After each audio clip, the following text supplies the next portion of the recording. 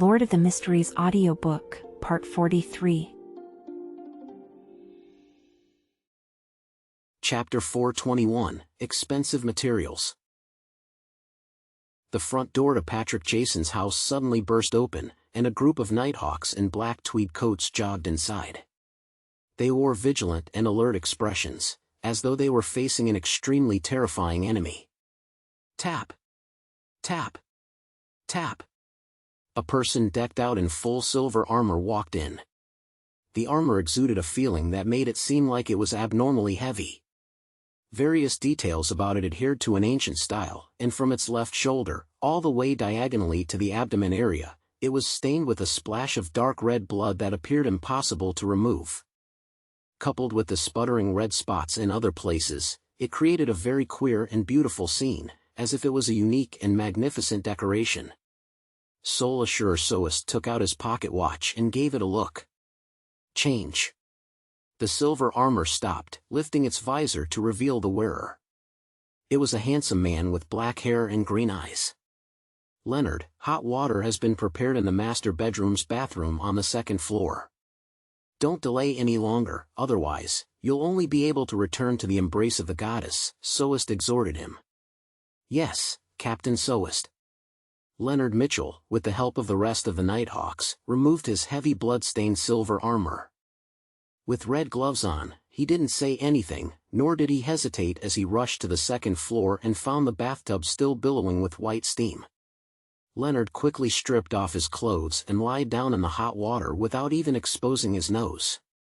His skin quickly turned red like a cooked lobster, and strange, scar-like silver lines gradually started to appear on the surface of his skin. Those silver lines were like pure blade beams which constantly spread outwards and fused with the hot water. In less than 10 seconds, the steam disappeared and a thin layer of transparent ice formed on the surface of the hot water.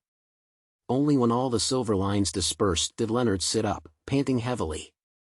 He cocked his head slightly as if he was listening to something. Then, he said with a lowered voice, "Old man, do you know the origins of 1-42? An elderly voice rang out in his mind. You are getting more and more impolite. I don't know where that strange armor comes from. Without waiting for Leonard to ask further, he let out a chuckle. But I think I recognize the owner of the blood. Who is it? Leonard asked curiously. The slightly aged voice said in a low, deep voice, an ancient god before the cataclysm. South of the bridge, Rose Street, Harvest Church. As soon as Klein stepped into the quiet prayer hall, he saw Father Utravsky and vampire Emlyn White, one in the front and one in the back, sitting on chairs of different heights. Their hands were placed in front of their mouths and noses, with their fingers clasped together and palms empty. This was the unique prayer position of the Church of Earth Mother. Right now, Emlyn White's expression was gentle and calm, without any trace of the arrogance and vexation which he had before. Klein slightly moved the corner of his mouth as he silently drew a triangular sacred emblem on his chest. He took a seat at random, waited until the prayer was over, and then walked over to Emlyn White. He said with a smile, "You are especially pious today." What? Emlyn snapped to his senses as he muttered to himself while his expression was pale. What have I done? What have I done? His voice trailed off, as though recalling what he had just done. Maybe it's not a bad thing. Klein consoled the vampire in an utterly unconvincing manner before sitting down next to him. I don't want to hear others say something like that. Although I feel my resistance is weakening. Emlyn wore a livid expression and he said with a tone filled with despondence, but I don't want to betray the moon.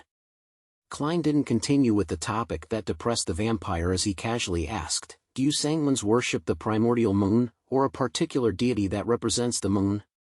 Or perhaps, the two of them can be considered the same? All of them. Emlyn slightly raised his chin. To a pure-blooded sanguine, we obviously believe in the deity that represents the moon. Of course, it is the god who represents the moon. Her name is Lilith, and she is the ancestor of a sanguine, an ancient deity. And when humans become sanguine, they tend to worship the primordial moon. Under normal circumstances, the two can be considered equivalent, but there are times when they do not overlap and there are differences. A human becoming a sanguine? Klein wasn't surprised that Emlyn White was able to say the name of an ancient god from the second epoch. Instead, he was more concerned about the tidbit about humans becoming sanguine. Is this the vampire sequence that Mr. Azek had mentioned? He thought. Emlyn said with a slightly complicated expression, yes, there are two types. One is transformed from a bestowment from a powerful sanguine, and the other is transformed from consuming a corresponding potion. The latter is our most hated enemy. Why? Klein vaguely guessed at the answer. Emlyn gritted his teeth and replied, the main ingredient of their potion is our blood essence. As expected. Klein turned his head and sized up Emlyn a few times. The gaze left Emlyn feeling a little nervous as he snorted. You're already a Beyonder, there's no way you can switch pathways. It's only because this is my first time seeing a walking, no, a living, no, talking Beyonder ingredient. However, in a certain sense, every human Beyonder is also such an ingredient. Klein originally only wanted to inwardly make a casual joke, but soon he felt a strong sense of sadness. At this moment, Emlyn looked at the Bishop Utravsky, who was carefully polishing the sacred emblem of life, and said in a low voice, I found two ingredients that you wanted. What are they? Klein didn't attempt to hide his joy. Emlyn responded smoothly, thousand-faced hunter's mutated pituitary gland and blood. The asking price is £2,000 for the former and £300 for 100 milliliters of the latter. 2,300, Klein blurted out, can I get a discount? After receiving his bail money back, he had a total of £2,185 in cash. For a member of the middle class, this was already quite an abundant amount of savings. Perhaps some people might not be able to save that much money in their entire lifetime, but Klein found that it wasn't enough. No, if it weren't for me, he would have wanted £2,800, and according to the agreement, you would have paid me an extra £150 for a total of £2,450, Emlyn said while shaking his head. Looking at Klein's expression, he quickly added, in this era, dragons are rare. Other than the long-lived sanguine, it is very difficult to find similar Beyonder ingredients elsewhere. Even if they exist, they would be more expensive than ours. I'm still short of £265. Having saved up so much money with such great difficulty, it will be emptied out at once. Yet, I still don't have enough. I hope Mr. Hangman will be able to sell the werewolf Beyonder characteristic as soon as possible. After this, there's still the characteristic of a human skin shadow and a deep-sea Naga's hair. It wouldn't be any cheaper. There's no way to confirm Little Sun's side of things, with him needing to conduct himself properly. The amount he owes me is probably best repaid by using the means to remove a rampager's mental corruption and a mystical item. That would be a better form of concealment. Many thoughts instantly flashed through Klein's mind as he felt the light outside the window dim significantly. He took a deep breath and said, okay. However, this deal will be delayed for some time. I recently provoked a fellow and am now being protected by official Beyonders. You don't wish for that cellar to be locked up in the cathedral's basement, right? And I still have to gather the rest of the money. Klein tilted his head slightly to look at the cathedral's dome. Official Beyonders? Emlyn White jumped up and looked around. Klein glanced at him and said, don't worry about it.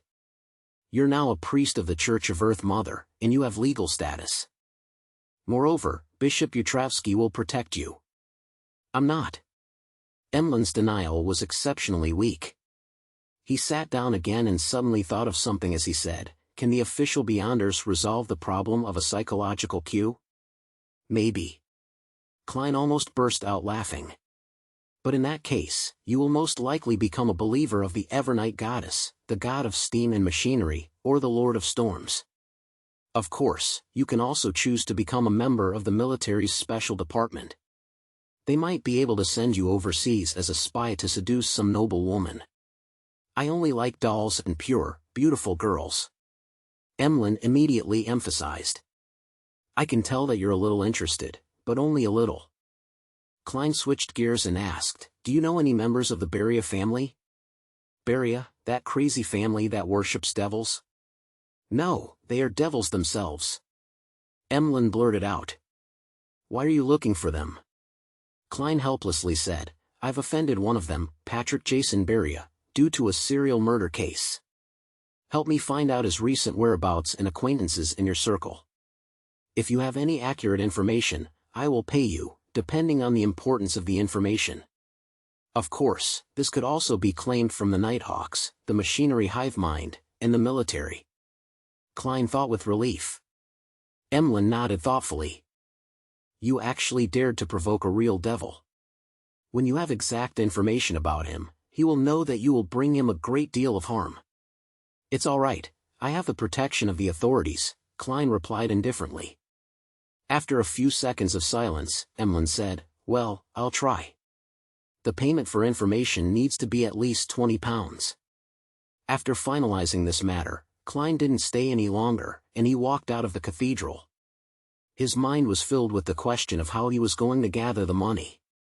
Miss Magician's new book is about to be published. She should receive a sizable amount of money for it. There will still be royalties later on. Perhaps I can promote the astrologer potion formula to her, however, she hasn't even gathered all the potion ingredients of Trickmaster. Miss Justice has joined the psychology alchemists, and I have no formulas to sell her. Sell her knowledge? The werewolf beyonder characteristic is worth about £1,300, perhaps even lower. Must I produce a mystical item? Or should I think of a way to get Emlyn White to become a believer of the Fool, receiving tributes at the cost of offering to remove the psychological cue? Right, Jason Beria carried a lot of cash, jewelry, and precious metals. If he can be found, perhaps I might get a share. As his thoughts raced, Klein walked out of the cathedral and saw the dark sky and the thin fog. He sighed and said, I'm really short on money. Back at Minsk Street, Klein walked into the bathroom with a thick stack of newspapers in his hand, as if he was about to fight a protracted war. He wanted to head above the gray fog and use Jason's handkerchief to divine his whereabouts. Chapter 422, The True Jason. Inside the bathroom in 15, Minsk Street. Klein took out a paper figurine from a concealed pocket, shook it, and transformed it into a body double. He made the body double sit on the toilet with a newspaper in hand as a way to deceive others. Then, he hid himself in the shadows, took 4 steps counterclockwise, and went above the gray fog. These series of actions were even more magical than magic. Inside the majestic ancient palace, Klein sat at the very end of the long bronze table, conjuring Jason Beria's handkerchief in front of him. It was only a projection, but it could also be used for divination as long as the handkerchief didn't leave his body in the real world. The earliest instance was back when he used the projection of the mutated sun's sacred emblem in Tingen City as a divination object. At that time, he still didn't know how to summon himself, and he was unable to bring items with spirituality above the gray fog. Of course, there was still a big difference between using a projection and using the actual object for divination, therefore, Klein often tried his best to use the actual object. But right now, with him being protected by official beyonders, it wasn't that convenient to carry out a ritual. If anyone were to find him lighting candles in the day while on the toilet, he would be in deep trouble. If I can really manage to obtain Jason Beria's location via divination, I can always take the risk by summoning myself and bringing the handkerchief up here if the revelation isn't clear enough. With a mumble, Klein produced a goatskin and a fountain pen. He wrote the divination sentence, Jason Beria's current location. Normally speaking, relying on a handkerchief that the target used only during a certain ritual made it impossible to divine the whereabouts of the target since the connection wasn't strong enough, and there was too much interference. For example, it was very easy to end up provoking the Abyss Grand Duke which the ritual was directed at. But for Klein, interferences could be eliminated. The so-called Abyss Grand Duke was at most a high-sequence devil, and not the incarnation of the dark side of the universe. Above the fog, the mysterious space had already handled deities like the eternal blazing sun and the true creator. Even a slightly weaker one was at the level of an angel, Mr. Door, and up to this point in time, he hadn't suffered any serious mishaps. As for the problem of the connection not being strong enough, Klein, who could only be enhanced to a certain degree by the gray fog, was helpless as well. He could only give it a try and try his luck. Perhaps it would only be after he became a high-sequence beyond or saint in this domain that he could have the corresponding confidence. In theory, it's possible. After all, when holding a ritual, one's body, heart, and mind were unified the most. It was also the easiest to communicate with the outside world. Klein, who was now barely considered an expert in mysticism, muttered. He held the handkerchief and the goatskin with the divination statement written on it, and he leaned back into his chair. He quickly entered a state of cogitation and constantly chanted, Jason Beria's current location. After chanting it 7 times, Klein fell into a deep sleep and entered the dream world. Within the gray world, countless images flashed and intersected with each other in a rather dispersed manner. Soon, the scene became clear and filled Klein's vision, which made him feel as if he had entered a dream. In the dream, the lights were dim and the desk was dark red.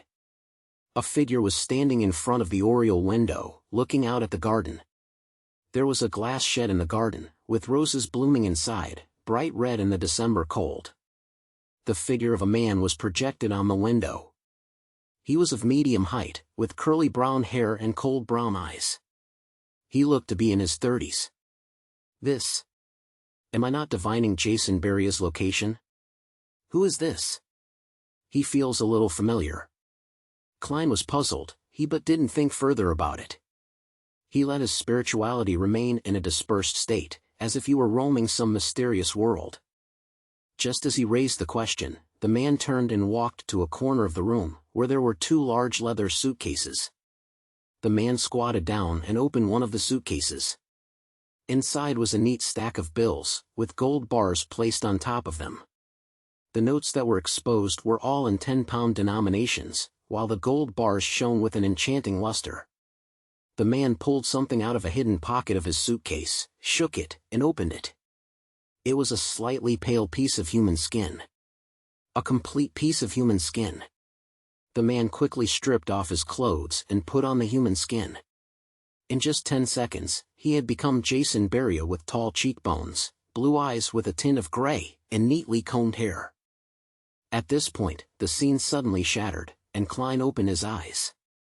It's no wonder that Jason was willing to take a risk. So it turns out that in the past 10 years, he has always been wearing a human skin and has never shown his true face.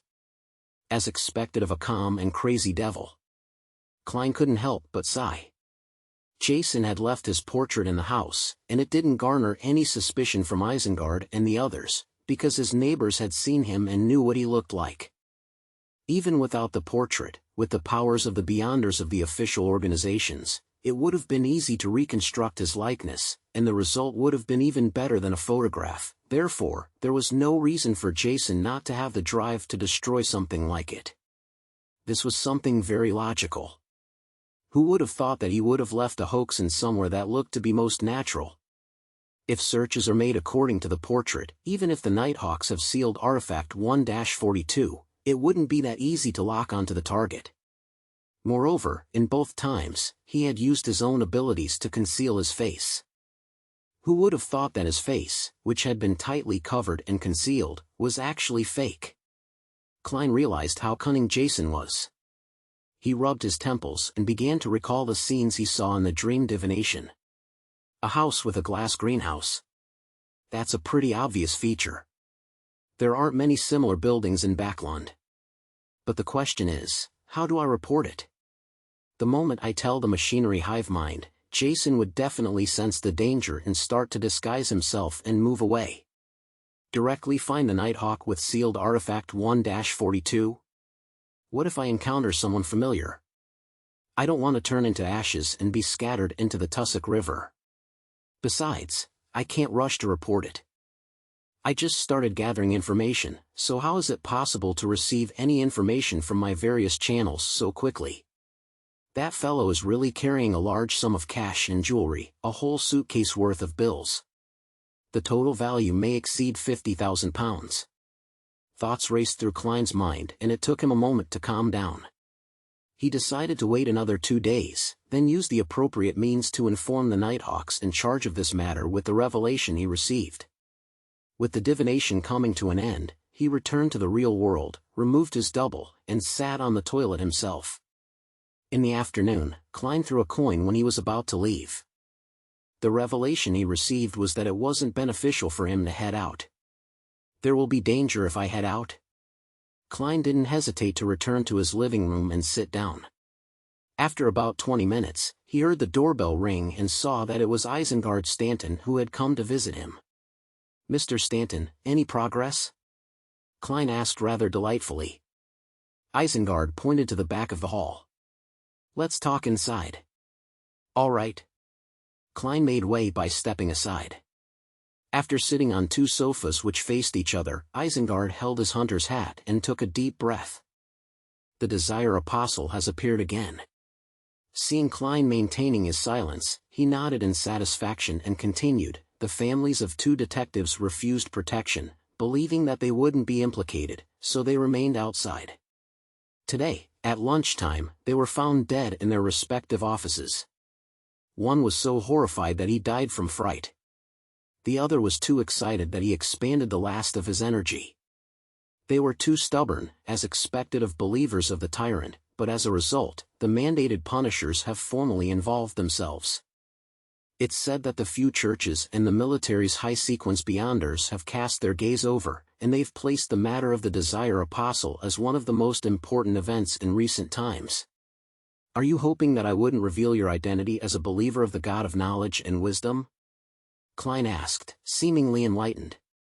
"It's easy to talk between detectives." Isengard smiled and nodded. "No problem." Klein made the promise first, then said, "I have some information channels that are convenient to expose.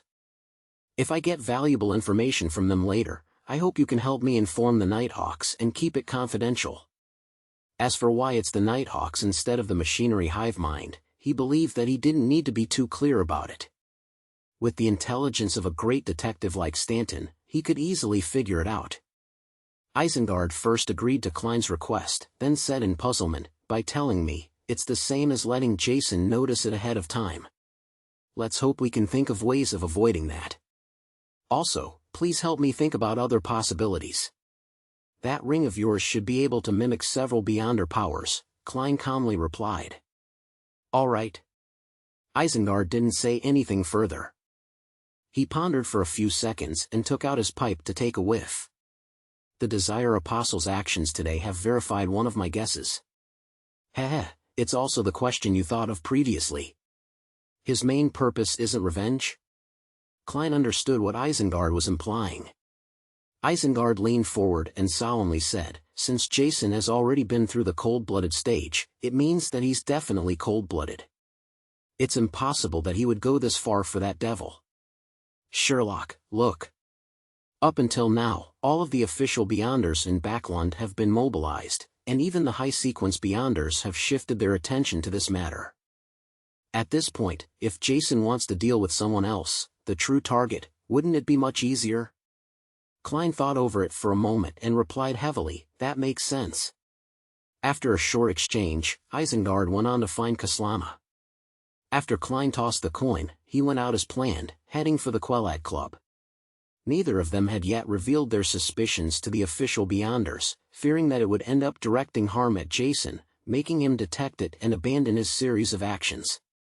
As soon as he entered the Quelad Club, Klein met the surgeon, Aaron, in the lobby. "Long time no see," he smiled and greeted him. "I've been really busy recently," Aaron replied in a friendly manner, but he maintained his cold expression out of habit. "Besides, my wife recently got pregnant, and I'm going to be a father again." "Congratulations." "When did this happen?" Klein asked casually. Aaron thought for a while and said, "It was just confirmed. She should be pregnant for more than a month." "More than a month?" Klein was startled, and then he looked into his eyes. Chapter 423, Winds Arise. "Yes, a month or so ago." Aaron nudged his gold-rimmed glasses and gave him a positive answer. "A month or so ago?" Isn't that when you were being troubled by Septon-related nightmares? Klein was surprised and puzzled, but he didn't let his emotions show. In the blink of an eye, he thought of the 2 divinations he had made. Septon was in a dark room with the sound of running water outside. Was that symbolizing amniotic fluid or blood? Klein's heart chilled as he suddenly understood something. When he looked at Dr. Aaron again, he wore a rather complicated look in his eyes. He suspected that his wife was carrying Septon, a snake of Mercury. In the symbolism of mysticism, the snake of fate's head and tail are connected, with it devouring its own tail. It implies the cycle of destiny in a hidden manner. In order to avoid his enemy, Septon took the initiative to secretly initiate a new cycle in advance. Klein guessed based on what he knew. Dr. Aaron didn't notice the abnormality he was trying hard to hide. He smiled and said, "He'll definitely be a cute guy. When he's born, I'll hold a party to celebrate his arrival." "Sherlock, don't refuse my invitation when the time comes." "Perhaps it's a she," Klein replied with a smile. Frankly speaking, he was curious to see what kind of state the newly born snake of Mercury was in. However, he was also a little afraid and worried. After all, the snake of Mercury was a sequence one of the monster pathway related to fate, and it also involved the fight for the position of being a deity. No one could be sure whether the future would be smooth sailing, with peace and bliss. For Dr. Aaron, I don't know if it was fortune or misfortune. Whether Septon is kind is one matter, but whether or not the other snake of Mercury would discover him is another matter. And Septon hasn't done anything as of now. Informing the Nighthawks now would seem a little cruel. I've always understood Wild Beyonders. It's best to just quietly watch from the sidelines and not get involved, or perhaps taking advantage of the situation is the best choice. Maybe I made a mistake in my interpretation and am overthinking things? Perhaps Septon isn't a snake of Mercury at all. Perhaps the child Mrs. Aaron is carrying is very normal. Many thoughts flashed through Klein's mind. She? That's even better. Aaron said in anticipation. After some thought, Klein asked another question, "Have you had any nightmares lately?" "Occasionally, but they were all normal nightmares. There are no longer any nightmares of Septon anymore." "Sherlock, thank you for your guidance," Aaron said earnestly. No, that makes it abnormal. As a keyboard warrior, my limited general knowledge of psychology tells me that occasionally dreaming of Septon would be the natural thing to do. It's a standard response from overstimulation. Since had caused you so much trouble and left such a deep impression on you, it would definitely be reflected in your dreams. Therefore, the correct outcome would be to occasionally dream about Septon, but the dream wouldn't be too clear, to the point of only knowing that something like that had happened without remembering the details. Klein was pretty sure. At that moment, he heard a rustling sound. He subconsciously looked outside the hall, only to see the darkness in the air being dispersed by a strong wind, and the thin light yellow fog was swept away as a result. The leafless branches swayed back and forth, and the strong gust of wind left a clear trail towards the southeast. A few seconds later, everything returned to normal. It's hard to see such strong winds in Backlon during winter. At least, I don't remember anything like it before. Aaron sighed as he looked out the window. That's not an ordinary wind. What happened? Klein suppressed his curiosity and made an excuse to go to the bathroom to perform a simple divination, but he failed to obtain any effective revelations. He temporarily put this matter to the back of his mind and prepared to head to the underground shooting range to practice his shooting. At that moment, a waiter wearing a red vest came through the warm hall and respectfully said, "Mr. Moriarty, your friend is here for you." "Who?" Klein asked in surprise. "Mr. Cancer Bernard," the red-vested attendant answered. "The deacon who's often forced to perm his hair. Why is he suddenly looking for me? Have there been any new discoveries?" Klein immediately walked to the reception hall of the club. Cancer pressed down the hat which had been pushed up by his fluffy hair, walked over, and said with a lowered voice, "The mandated punishers have found Patrick Jason Beria." "How was he found?" Klein asked, half surprised, half curious. According to his divination, Jason Beria had always been wearing human skin. His true appearance and aura weren't what they had assumed they were. It was almost impossible for him to be found so easily. A Cancer surveyed the area and said, "I'm not sure. I just received the news." He pointed to a small white bird standing on the tree outside the door. The bird was leisurely cleaning its feathers with its beak.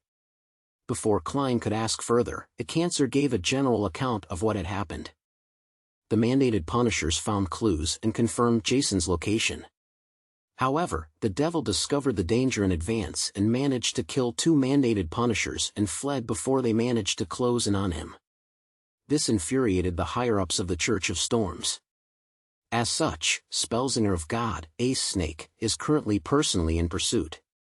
You likely saw a gust of wind just now. It was caused by him. He's the Archbishop of the Church of Storms Spaklon Diocese, and he's also one of the Cardinals of the Church of Storms. It sounds normal, but it also feels weird. According to my theory with Mr. Isengard, this can be also understood as a way for Jason, the Desire Apostle, to draw away high sequence Beyonders. Klein asked after some deliberation, "Are you sure that the person discovered is Jason Beria?" A Cancer's expression instantly turned heavy as he replied with an odd tone, "I'll give it a try," he replied in a strange tone. He motioned to Klein to follow him out and into a large carriage parked at the side of the street.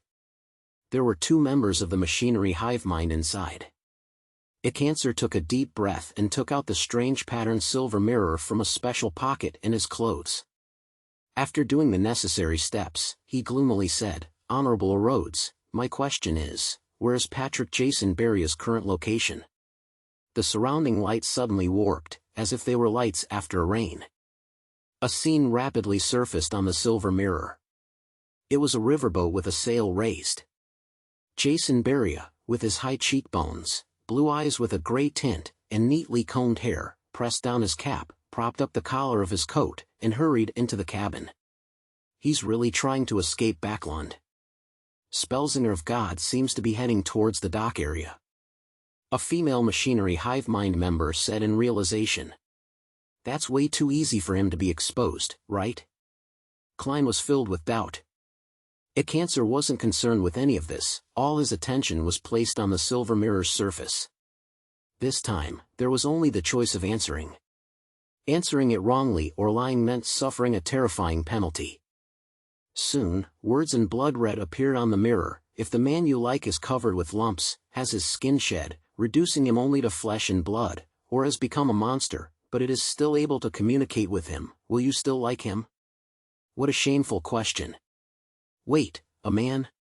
Klein almost turned his head to look at A Cancer.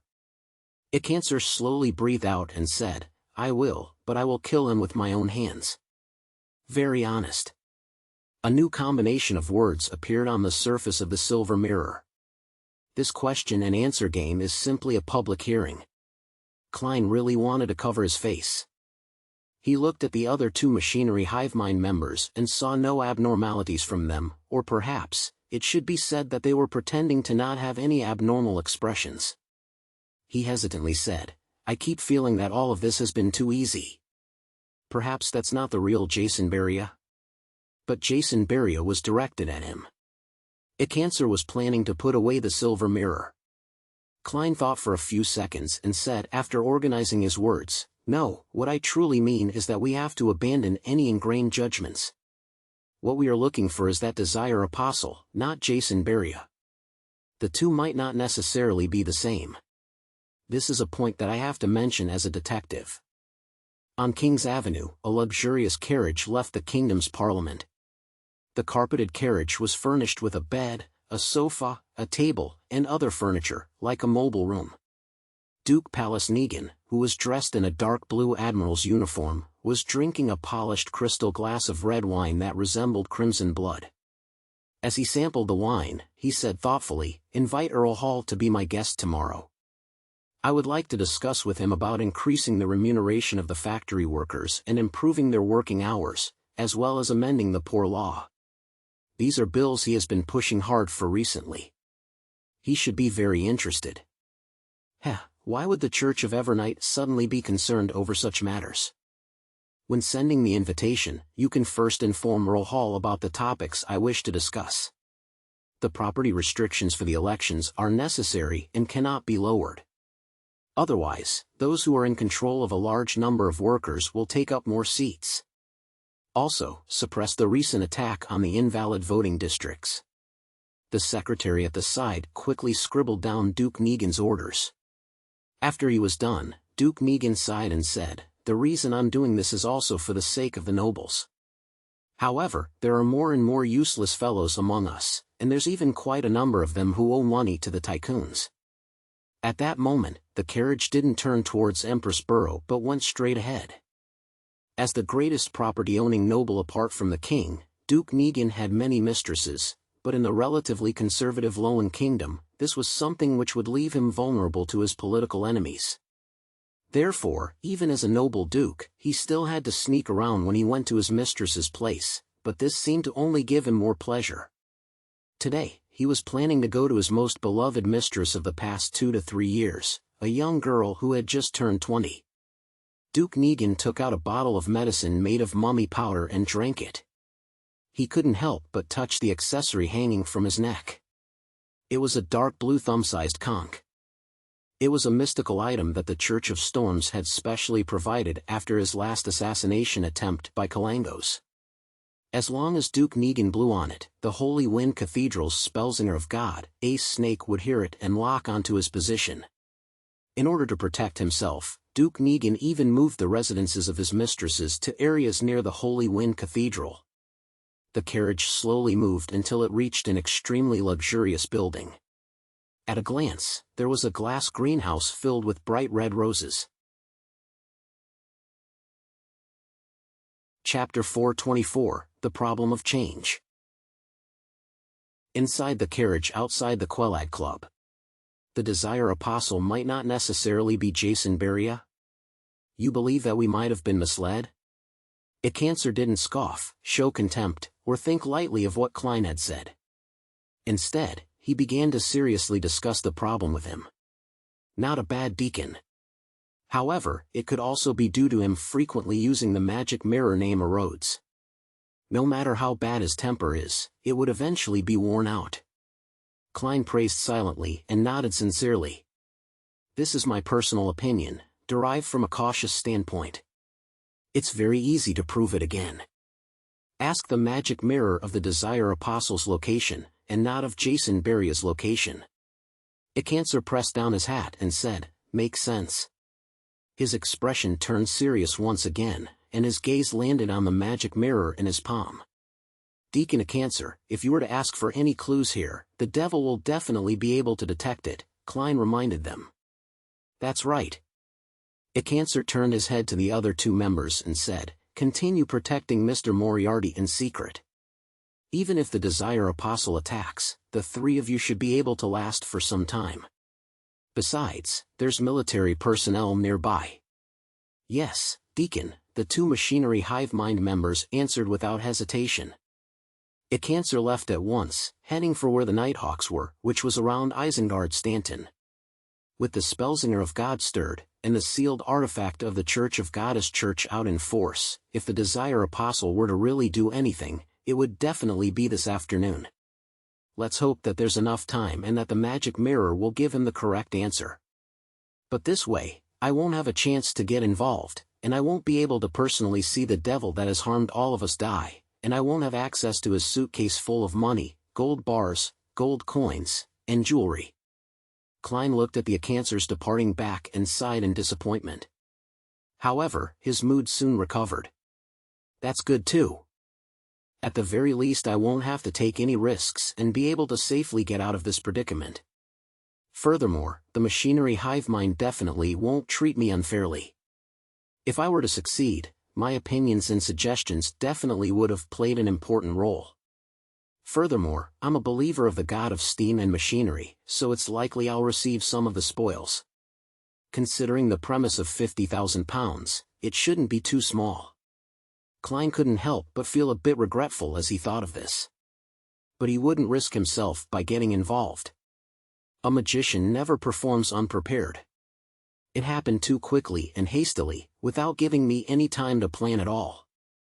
Klein nodded at the two machinery hive mind members, got out of the carriage, and returned to the Quellad Club, where he had no trouble getting the attendant to allocate him a break room. Hillston Borough. In Isengard Stanton's living room. Leonard Mitchell combed some of his slightly unruly black hair. In accordance with Captain Soest's instructions and the help of the other Nighthawks, he barely managed to put on the silver armor, which was stained with large amounts of blood. He pulled down his visor and hid his green eyes in the darkness. Then he extended his left hand, which was covered by a silver metal gauntlet, and held the magic mirror a Cancer handed him. Within the Church of the God of Steam and Machinery, the code name of the silver mirror was 2-111. It's only a Grade 2 sealed artifact? Soest asked, slightly surprised. Cancer nodded. Yes, it's not that dangerous. As he said that, he suddenly sounded like he was gritting his teeth. That is to say that its other aspects have reached the standards of a Grade 1 sealed artifact? Soest asked in thought. Cancer warily glanced at him. Only in certain aspects. He refused to divulge any more information. At this moment, Leonard used his right hand to gently stroke the surface of the silver mirror. The living room suddenly became quiet.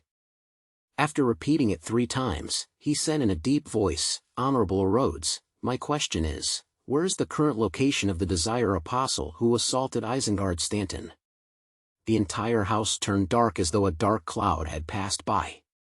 The surface of the silver mirror glowed with an aqueous light, and a blurry image quickly formed. It was a luxurious villa with a large garden in front of the window. In the center of the garden, there was a glass greenhouse, with bright red roses blooming inside. Above the glass greenhouse, the pale sun could still be seen behind the thin fog. It's in Backlund. Isengard Stanton immediately derived the location of the scene based on the angle of the view and the position of the sun in the sky. This is completely different from the answer when we asked about Jason Beria.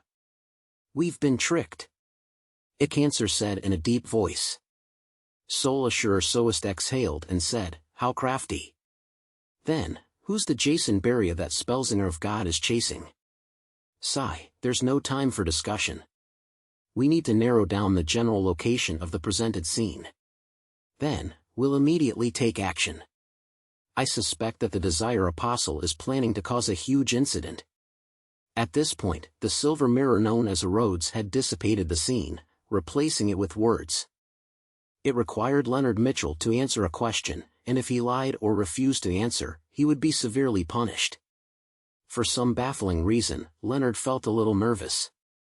He put away his usual frivolous attitude and quietly waited for the question. A few seconds later, he saw the blood-red words change, taking shape one by one. On your body, is there something attached? Halfway through the question, Leonard's pupils rapidly contracted. His back tensed up, and a cold sweat broke out on his forehead. If it wasn't for him being concealed by the blood-stained silver armor, the others would have already noticed his abnormality.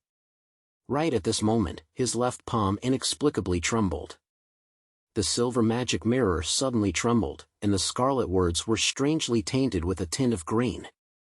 If one didn't keep staring at the mirror with rapt attention, it would be difficult for others to discover that the color of the mirror had slightly changed. The words continued warping, changing the question to, "On your body, is there a scar which you cannot tell others?" "Yes, that scar resides in my memory," Leonard answered stably, but his body inside the blood-stained silver armor felt a sense of exhaustion from suddenly relaxing a high tension. This mirror is too dangerous. It actually noticed it. Thankfully, old man has recovered a bit after such a long time, he thought. His lips were dry. Soest took out his pocket watch, pressed it open to take a look, and said to Leonard, who was inside the blood-stained silver armor, "There's still time, you'll be in charge of the rest of the operation." "Yes, Captain Soest." Leonard let out a secret sigh. Dock area, Backlund Shipyard. Patrick Jason Beria entered a cabin he had reserved in advance. He looked out of the window and observed the sky filled with fog as he silently counted the time. After a while, he quickly took off his hat and clothes. Then, with a tug of his hand, he pulled off the outer layer of human skin. Under the human skin was a beautiful woman in her early 30s with a profound look in her eyes. She wasn't the man with brown hair and brown eyes whom Klein had seen during the dream divination. The woman took out some clothes and put them on methodically, quickly becoming an absolutely charming woman. Finally, she pulled out a fist-sized stone figurine from the bottom of a suitcase and wrapped it tightly with the peeled-off skin before tying a dead knot. Having done all this, the riverboat was already some distance away. She opened the window and threw Patrick Jason's skin along with the stone figurine into the river. Plop! The human skin that was tied to the heavy object quickly sank. The woman clapped her hands and closed the window. Carrying the suitcase, she changed to a different cabin she had prepared. Then, she sat down at the window of the new cabin, propped up her elbows, her face in her hands, and looked out leisurely. After an unknown period of time, she saw a strong gust of wind blowing in the air, dispersing the thin fog. The corners of her lips curled up into a brilliant smile. In a luxurious villa not far from the Holy Wind Cathedral in Sherwood Borough, the bloated, blue-eyed Palace Negan bear hugged his approaching mistress, a beautiful young girl with a bit of innocence on her face. There were two people following him. One of them was a middle-aged man wearing a black tailcoat. He had brown hair and blue eyes, but he didn't wear an expression. He was a Beyonder guard provided by the Church of Storms, a Sequence 6 wind-blessed. The other person was Duke Negan's secretary. He was a thin blonde young man with delicate features, looking refined and reserved. His biggest flaw was his receding hairline, which didn't match his age. As for the other guards, or security personnel, they were spread out outside the house. On the second floor, the wind-blessed entered the bedroom before Duke Negan for a quick inspection. Meanwhile, Duke Negan's secretary was in charge of searching the surrounding rooms. After confirming that there were no problems, they nodded at Duke Negan, indicating that he could continue. "My roused-up feelings have almost calmed down," Duke Negan said half-jokingly. His mistress happily responded, "Then we can have a nice chat. I'd like to hear about your time at sea. I hope you'll eventually have the energy to do so." Duke Negan carried his mistress into the bedroom and closed the door behind him with his heel. His secretary and the wind-blessed entered the rooms on either side of him, not relaxing in the slightest. In the attic of his house, a man in a dark overcoat sat on an old chair, his eyes half closed. It was unknown what he was trying to sense, but he would occasionally smile and shake his head. His brown hair was slightly curled, and his brown eyes were cold. It was the same person that Klein had seen in the dream divination. The difference was that there was one fewer suitcase by his feet. How vigorous, and what intense desire. This doesn't match my judgment of him. It looks like he took some medicine. That just works so well for me. Heh, how could they possibly imagine that Patrick Jason Beria is actually two people? The man tilted his face up slightly as if he was intoxicated. It's almost time. Right now. His right hand suddenly clenched, as if he was tightly clutching someone's heart. Chapter 425, Under the Roses. Beyond the window, the glass greenhouse reflected the pale light of the sun, and the bright roses stood out even in the thin fog. In the bedroom, Duke Negan seemed to have recovered the feeling of following his father and elders around the vast lands when he was young, riding a horse, using a hound, and chasing a wild beast. Finally, he climaxed and the surroundings seemed to become abnormally quiet. At this moment, his mind suddenly buzzed once. He felt as if the pleasure and comfort he was feeling had suddenly exploded one after another. It continued exploding without end or limit, again and again. Duke Negan's waist kept shaking, and his eyes were blank, his brain having lost its train of thought. His heart began to beat violently in an unbearable manner, like a steam boiler whose pressure had gone beyond its limits. It could blow up at any time, and hot steam could gush out at any moment. If it were an ordinary person or a Beyonder who wasn't physically strong, they would have suffered a heart attack, a massive cerebral hemorrhage, and die on the spot. But Duke Negan ultimately managed to ride through the attack. Only his eyes were unfocused, and saliva was flowing out the corner of his mouth before he weakly slumped onto his mistress. The Wind-Blessed and the Duke's secretary, who were on guard on both sides of the room, simultaneously sensed the strange and mysterious smell of spirituality. The former's body was suddenly surrounded by a violent wind, sweeping him towards the wall, and with a clang, a large hole was blown through the wall as he stepped into the bedroom. The secretary went straight to the source of the mystery, the attic of the house. Along the way, he didn't evade or dodge, but the decorative vases and other objects in the corridor seemed to have found lives of their own and avoided him in ingenious ways.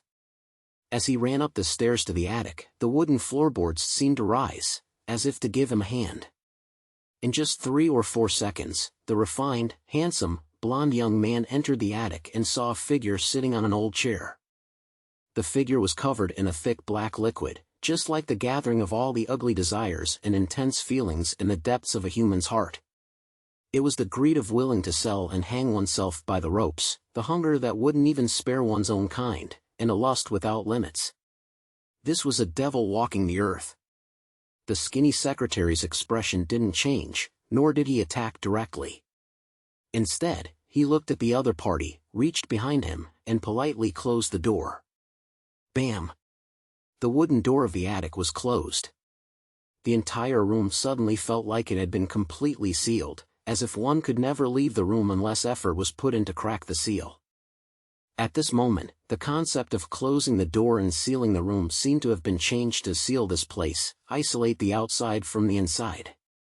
The Desire Apostle moved. His body expanded and grew a pair of huge bat wings that emitted light blue tongues of flames. One by one, fireballs that exuded a strong sulfurous smell were formed, and they bombarded Duke Negan's blonde secretary. The secretary reached out with his white-gloved left hand and clenched it while half-turning his wrist. Boom! Boom! Boom! The fireballs stopped following the principle of straight or parabolic paths as they scattered in every direction in a sudden outburst of chaos, like the irregular movement of tiny particles suggested by a botanist.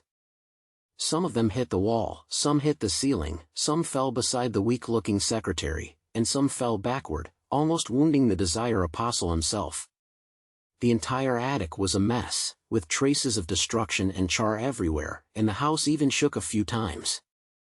However, the mysterious power that was sealed in here, or the rules that had been tampered with, had yet been destroyed.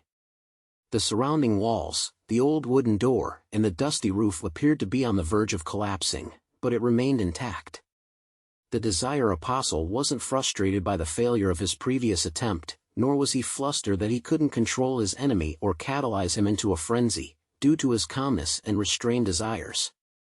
His coffee-brown eyes suddenly lit up like lava as he took the form of the blonde secretary. He spat out a word in the devil language, one filled with foulness and filth: die. Almost at the same time, the pupils under the secretary's golden-rimmed glasses constricted. He opened his left fist and aimed at the Desire Apostle with the palm of his hand. Suddenly, his figure split into 2. One was refined and skinny like his actual self. The other was a shadow covered by a black liquid of desire. The two quickly alternated, overlapping with each other at times. Die! The words said in the language of foulness echoed in the attic as the secretary let out a low grunt and took 2 steps back. Following that, the split silhouette dissipated, and large swaths of rusted red marks appeared on his face, as though he had turned into a man of iron that had been left in a humid area for years. Cough! Cough! Cough! He coughed violently, spitting out blobs of rusted blood that had congealed into clumps. The marks on his body began to slowly peel off. Cough! Cough! Cough!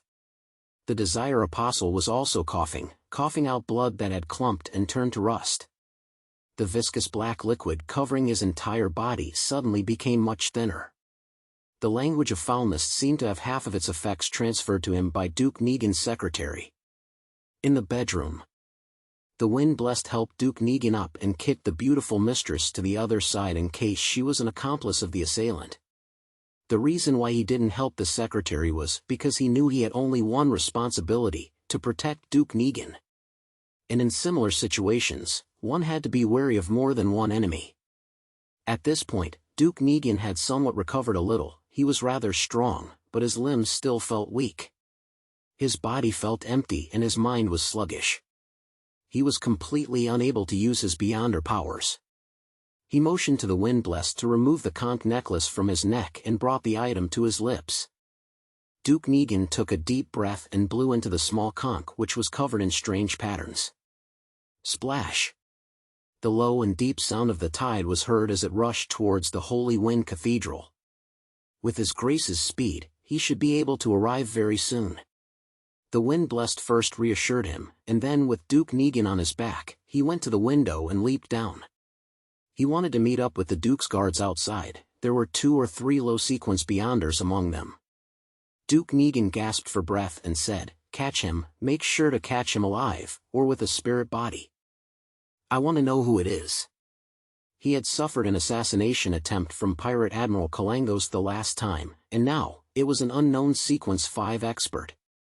Duke Negan was very aware that he hadn't developed any irredeemable grudges with anyone recently. As such, he was especially angry and resentful.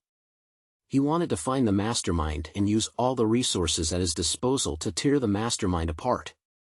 The premise of all this was that he could find clues from the assassin. 7 or 8 seconds later, most of the Duke's guards surged forward, surrounding Palace Negan and the Windblessed in the middle as they gathered in front of the garden. "Wait here and be on guard against the enemy," the Windblessed gave the order. Under normal circumstances, he had to protect the Duke and evacuate from the assassination grounds as quickly as possible and rush to the safety of the Holy Wind Cathedral. However, he wasn't sure if there were any other enemies, and he was afraid of being ambushed en route. He was afraid of missing the reinforcements from Spellsinger of God, Ace Snake, and ending up being placed in a more perilous situation. 1 second, 2 seconds, 3 seconds. Time kept flowing by as the house shook from time to time, and the battle inside seemed to have reached its climax. "Why is the Archbishop not here yet?" the panting Duke Negan asked in a slightly panicked voice. With the Archbishop's flying speed, he should have arrived very quickly. However, there weren't any signs of the thin fog being scattered in the direction of the Holy Wind Cathedral. On high alert, the Windblessed hesitantly said, perhaps the Archbishop." He eventually failed to mention the possibility that the Archbishop wasn't in the Holy Wind Cathedral. At that moment, the beautiful mistress of Duke Negan came to the window of the bedroom on the 2nd floor, her eyes filled with a lost and beautiful smile. Then, she jumped down, deliberately hitting her head on the concrete floor. Bam! After producing a jarring sound, there were quite a few cracks on her beautiful head, and blood began to flow out. She rolled a few times, weakly, until she was facing up. Her eyes had lost all focus, and her frozen expression was one of madness and fear. Seeing this scene, many members of the Duke's guards couldn't help but feel horrified. Even Duke Negan himself felt that his emotions were on the verge of collapse when Archbishop Snake didn't arrive. "Let's go! Let's get out of here," he weakly called out on instinct. Just as the Windblessed was rejoicing over not being soft-hearted when kicking the mistress away, otherwise, the Duke would have been killed on the spot, he heard a command filled with horror. His heart suddenly skipped a beat. Inside the attic, the Desire Apostle, who was in the middle of a fierce battle, suddenly liquefied and turned into countless black shadows, jumping up and down on the ground. After dodging the blonde secretary's attack, he rematerialized in another direction. Then, he looked at the enemy, raised his right arm, and slightly curled the corners of his mouth. "No!" The blonde secretary's eyes reddened. All of a sudden, the Desire Apostle clenched his fist. Outside the luxurious house, Duke Negan's horror erupted. It shot straight to his brain and into his veins, blanketing all his nerves. He heard the sound of something shattering and felt a warm sensation at the back of his head.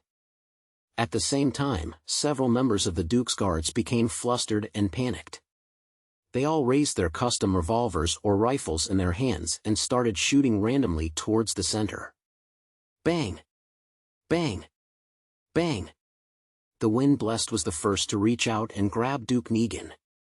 He rolled to the ground, and a formless wind as sharp as knives appeared out of thin air, slicing through the throats of the guards. Splat! Splat! The guards clutched at their throats, slowly falling to the ground in a pool of fresh blood. Duke Negan's body twitched a few times, but then it stopped moving.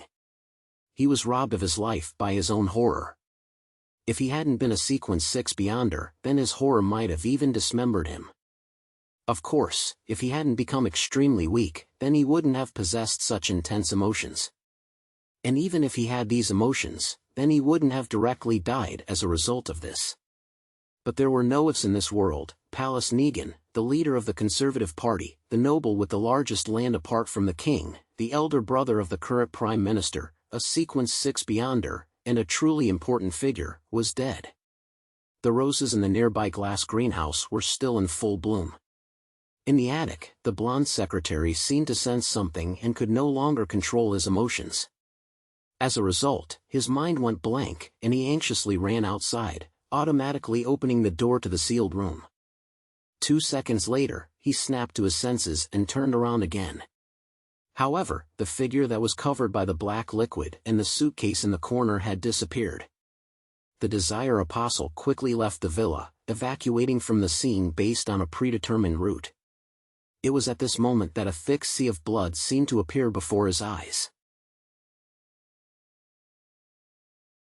Chapter 426, 1-42.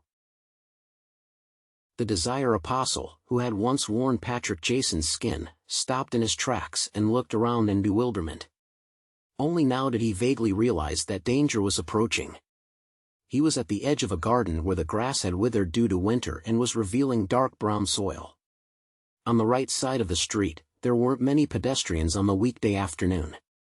At this moment, there were only a few people passing by, but they didn't notice anything out of the ordinary. Suddenly, a silver glint appeared in the eyes of the Desire Apostle, and a person decked out in full body armor emerged from the other side of the garden. The armor was stained with congealed blood, diagonally from its left shoulder all the way down. It exuded a bewitching beauty and appeared to be extremely heavy. Every step it took slightly shook the ground. Upon seeing this blood-stained silver armor, the Desire Apostle felt as if he couldn't breathe properly, as if he had met his most terrifying nemesis. How are they here so quickly? They saw through my ruse so quickly.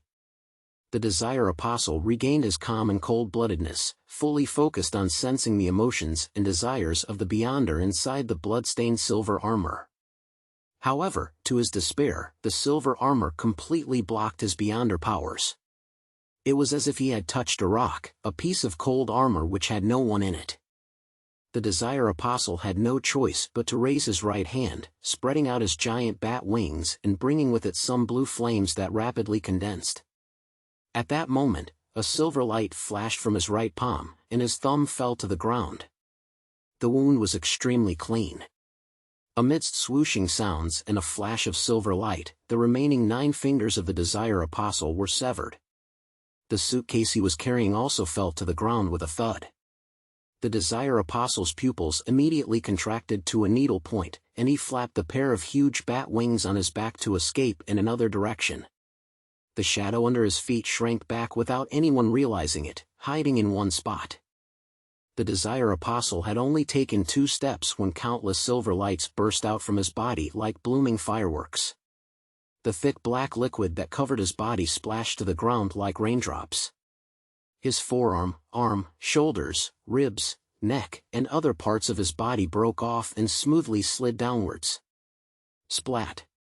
Splat! Splat! The pale, blood-stained intestines of the Desire Apostle splashed to the ground, along with his squirming stomach and his beating heart which had yet to cease. The place where he stood was where the blood was the thickest. The further he went, the more splat it looked, which when put together, they formed a beautiful flower of death.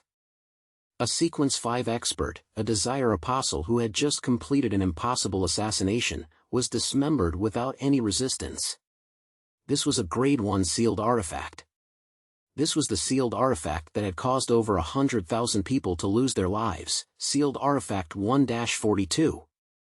dressed in that terrifying-looking armor, Leonard Mitchell struggled to take 2 steps forward, sized up the dismembered body on the ground, and raised his voice. "He's not completely dead yet." He paused for a moment and then added, "Different devils have different characteristics. This Desire Apostle is a shadow shifter. He's just abandoned his own body, only leaving a shadow behind." While Soul Assurer Soest instructed a number of Nighthawks and members of the machinery hive mind to keep ordinary people at bay, he surveyed the scene and listened to Leonard.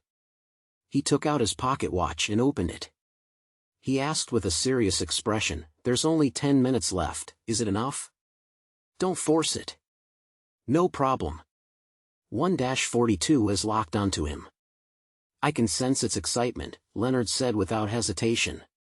Soest spread his red-gloved fingers and said to the other Nighthawks, "Bring hot water with you and follow Leonard closely. Once there are any problem, switch with him immediately and dig a bathtub on the spot. Also, leave marks. The other team members and I will quickly catch up." Tap. Tap. Tap. The blood-stained silver armor began running in pursuit. Despite looking heavy, it was incredulously fast. Soest watched as the few red gloves left before turning to look at a cancer. "Deacon Bernard, take the rest of the machinery hive mind members to that house. Watch the Duke's guards and anyone else that's alive at the scene." "Watch?" A cancer subconsciously returned with a question.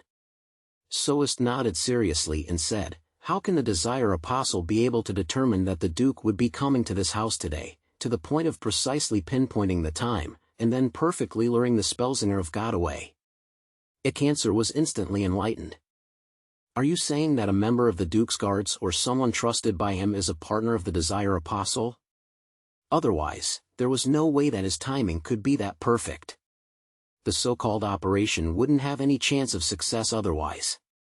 It can only be said that this is the most probable cause. We cannot eliminate the assumption that the Desire Apostle has a powerful clairvoyant." Soest didn't continue as he led a second batch of Nighthawks and followed the marks to reinforce the teammates up ahead. With a calm face, he led the rest of the machinery hive mind back to the house of the Duke's mistress.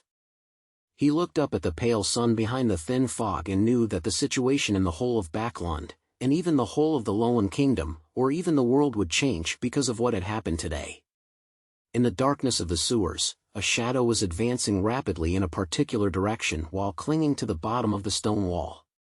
He wanted to take advantage of the fact that the blood-stained armor was tall and heavy, making it inconvenient for him to move around in certain narrow areas of the sewers, thus allowing him to shake him off his tail. Every time the shadow moved a certain distance forward, it would stop, frozen in place. His pitch-black surface continued to swell and solidify as if it was trying to produce new flesh and blood, but due to a lack of materials, it failed miserably. The Desire Apostle let out a painful gasp, feeling that he could lose control at any moment in this state. After a short breather, he continued to run for his life, unable to afford the time to decrease the threat of the problem he faced. He was also afraid that the terrifying blood-stained silver armor would silently catch up with him. At the Quelad Club, Klein entered the lounge and took the newspapers to the toilet. He was afraid that the Desire Apostle would flee in advance, leaving potential danger for himself, Isengard Stanton, Kaslana, and the innocent private detectives. Therefore, he planned on heading above the gray fog to perform another divination to confirm the Desire Apostle's present situation and, thus, adopt a targeted strategy. After repeating the previous process of replacing himself with a paper figurine, he sat in the seat of the fool, conjuring Jason Beria's handkerchief and trying to divine his current location. In the dusky dream world, Klein saw the dark sewers.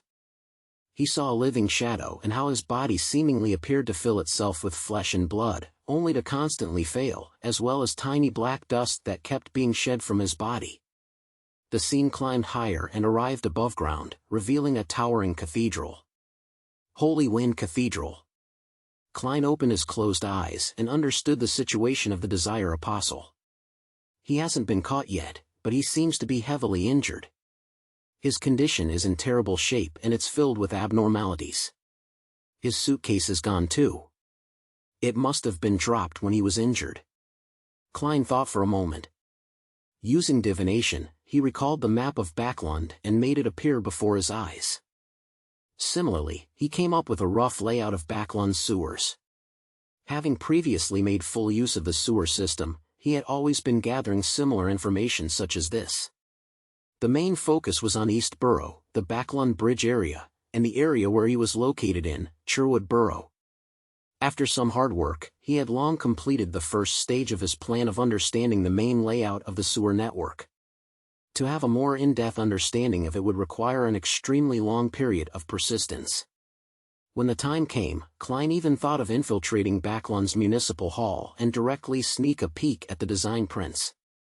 According to the two maps and the scenes seen in the dream divination, Klein noticed that the Desire Apostle, Beria, hadn't fled in the direction of the Tussock River. Instead, he had taken the opposite route to Hillston Borough, as if he wanted to pass through and enter the artificial lake in Empress Borough. In other words, he's getting closer and closer to me. Klein's mind stirred as he suddenly had an idea. Although I'm not sure which sewer he'll pass through, I can make a judgment via divination. He's heavily injured and in a very strange state. His interference in this aspect has turned extremely weak. At close distances, it's not like I can't find him. After all, I've seen what he really looks like, and I have a grasp of his aura. When it comes to finding people, I'm a professional. I have to do something. I can't let him escape just like that. There's still time. After confirming the degree of danger, Klein made up his mind and returned to the real world. He took out the candle, quickly set up a ritual, summoned himself, and responded to himself. Not long after, there was a figure in black armor, wearing a black crown and a cloak of the same color in the bathroom. It was Klein in his spirit body state while carrying the Black Emperor card. He also included mystical items such as the sun brooch and biological poison bottle, so as to ensure success. Then, he disappeared into the air and left the Quelad Club in another direction. The current Klein could fly, so he was very fast, but he couldn't cause any wind, because he was a spirit body. He scraped past a tree and took away a dead branch.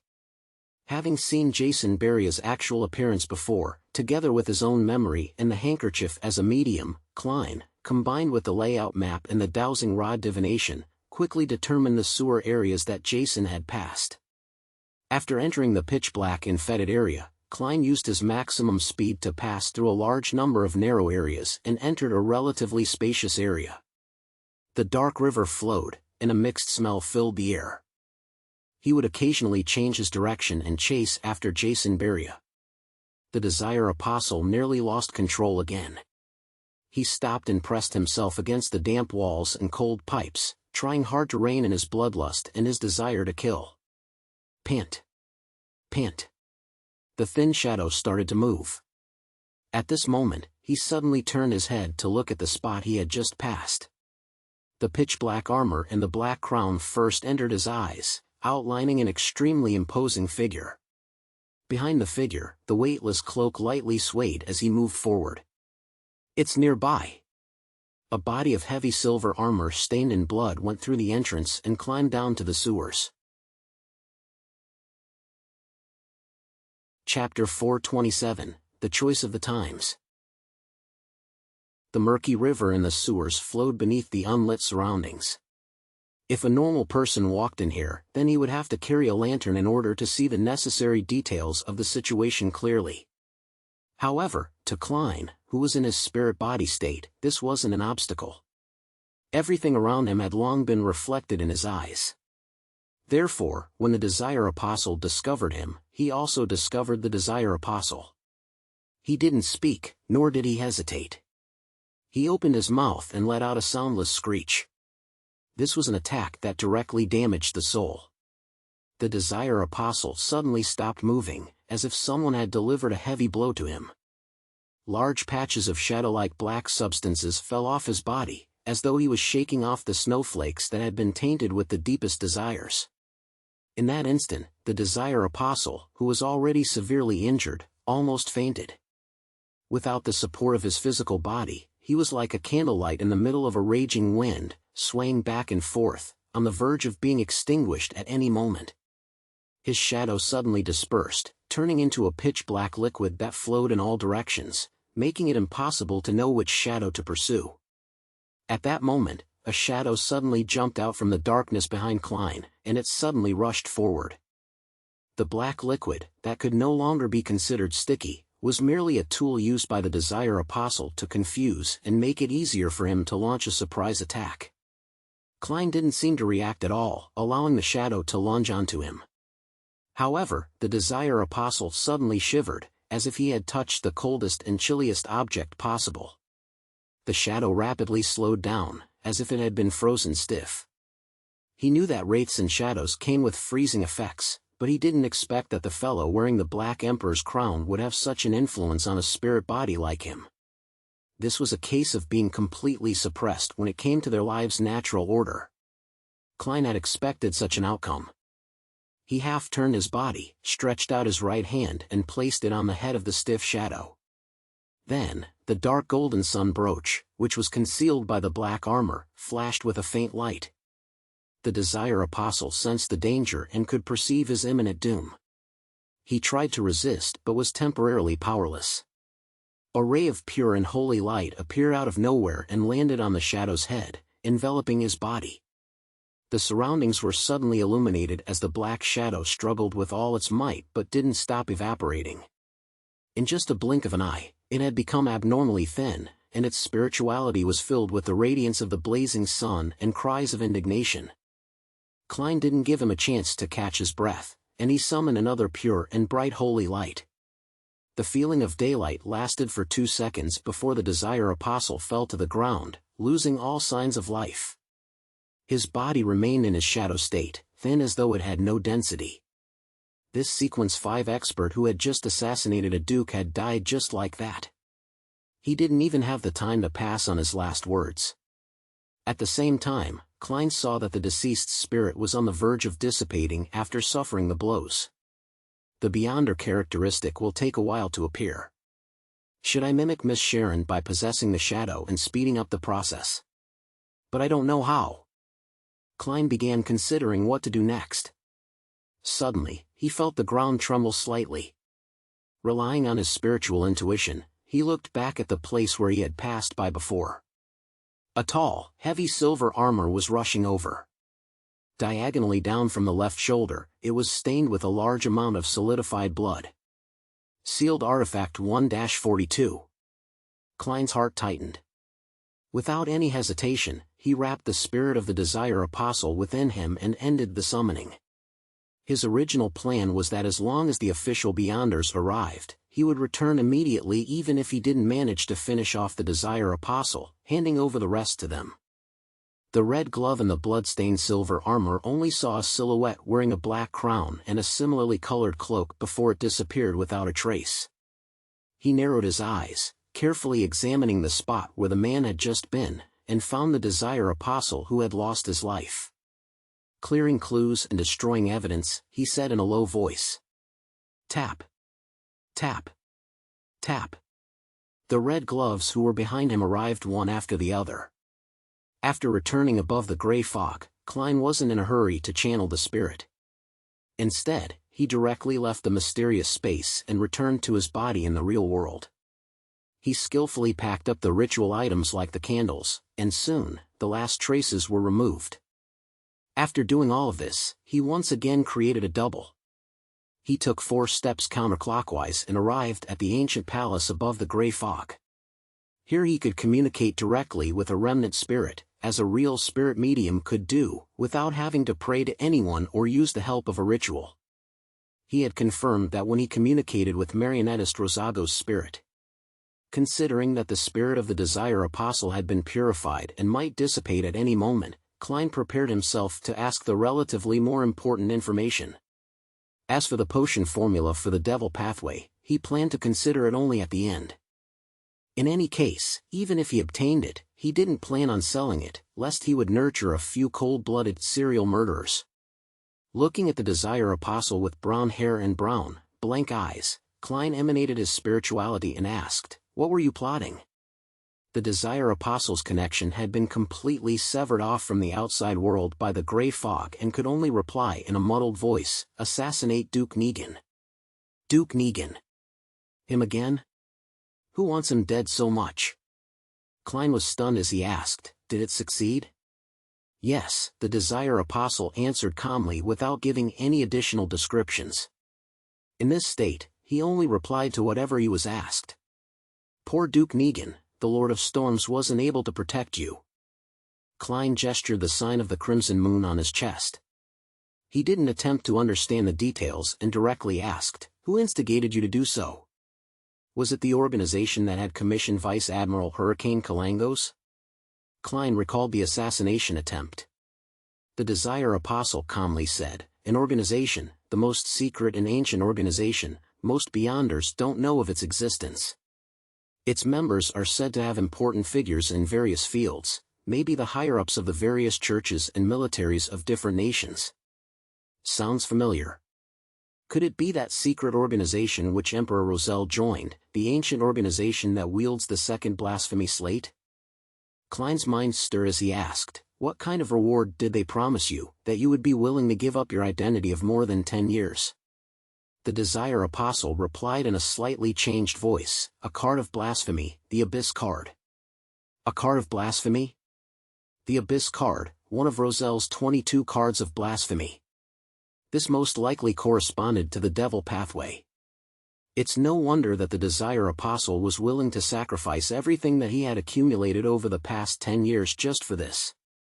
In it lies the hope for him to become a high-sequence Beyonder. The reward is much more valuable than the mission.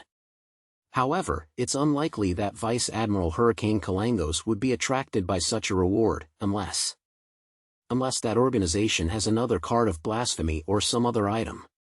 If it's really the mysterious organization which Roselle joined, finding a few cards of blasphemy is quite normal. Even if they don't, they still possess the blasphemy slate. Klein was alarmed at first before asking in confusion, "Why do they want Duke Negan dead?" The spirit of the Desire Apostle thinned significantly again, and he said in a hollow voice, "I don't know. All I did was consider taking the mission or not." "Then, have you heard anything?" Klein pressed. The Desire Apostle remained in the same unperturbed state. "I have heard that their purpose is the resurrection or awakening of the Creator. They interfere with the progress of history, making it fit their needs, in order to achieve their goals at a certain point in time. If the trend of the times aren't as they expect, then they will try their best to reverse it. Other than that, they just quietly watch from the sidelines, apathetic. Perhaps they wouldn't act or entrust something even once every few decades or centuries.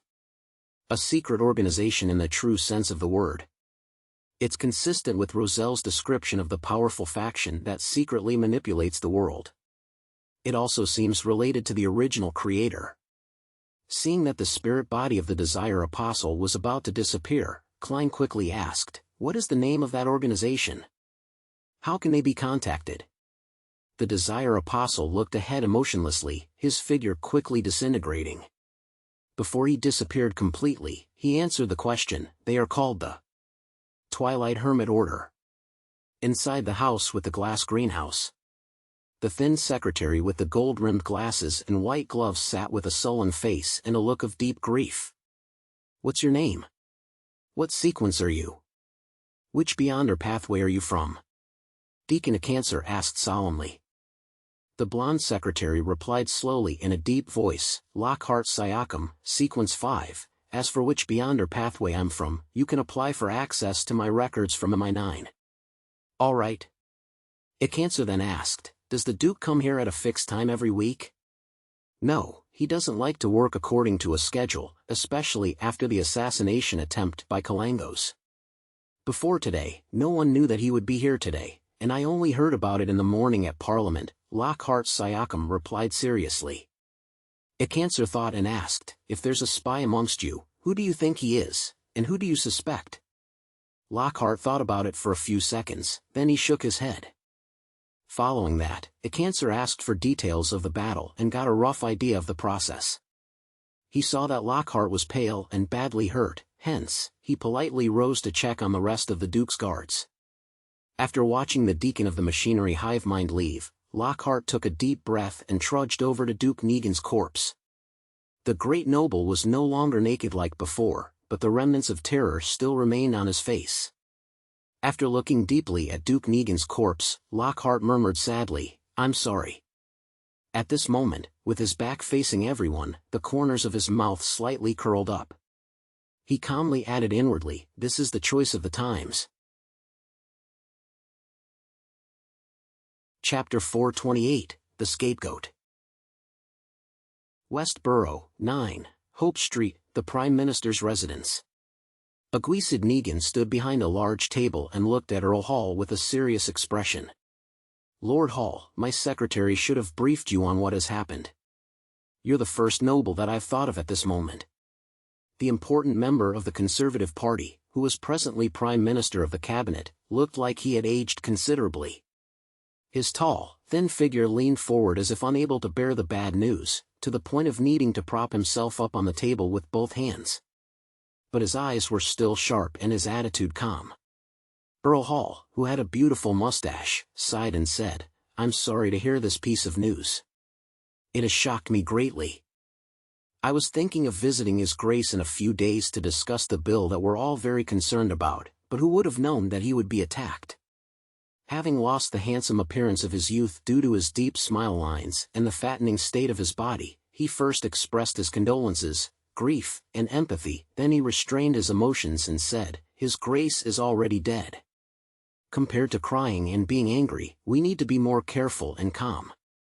Only by doing this can we handle the aftermath and prevent this heavy steam train of the kingdom from derailing. This is also the reason why I came to you immediately. The other nobles will only call upon their gods, trembling in fear, and express how unacceptable this is. They will want the murderer to be severely punished and the mastermind found. From their point of view, even the Duke who was heavily protected could be assassinated, then what about them?" Prime Minister Aguisid said in a heavy voice. "It's a perfectly natural and understandable reaction, but it's not the reaction we need." Earl Hall nodded and asked, "Who's the murderer? What was the motive?" "A devil who was disguised as a banker for more than a decade, a true devil.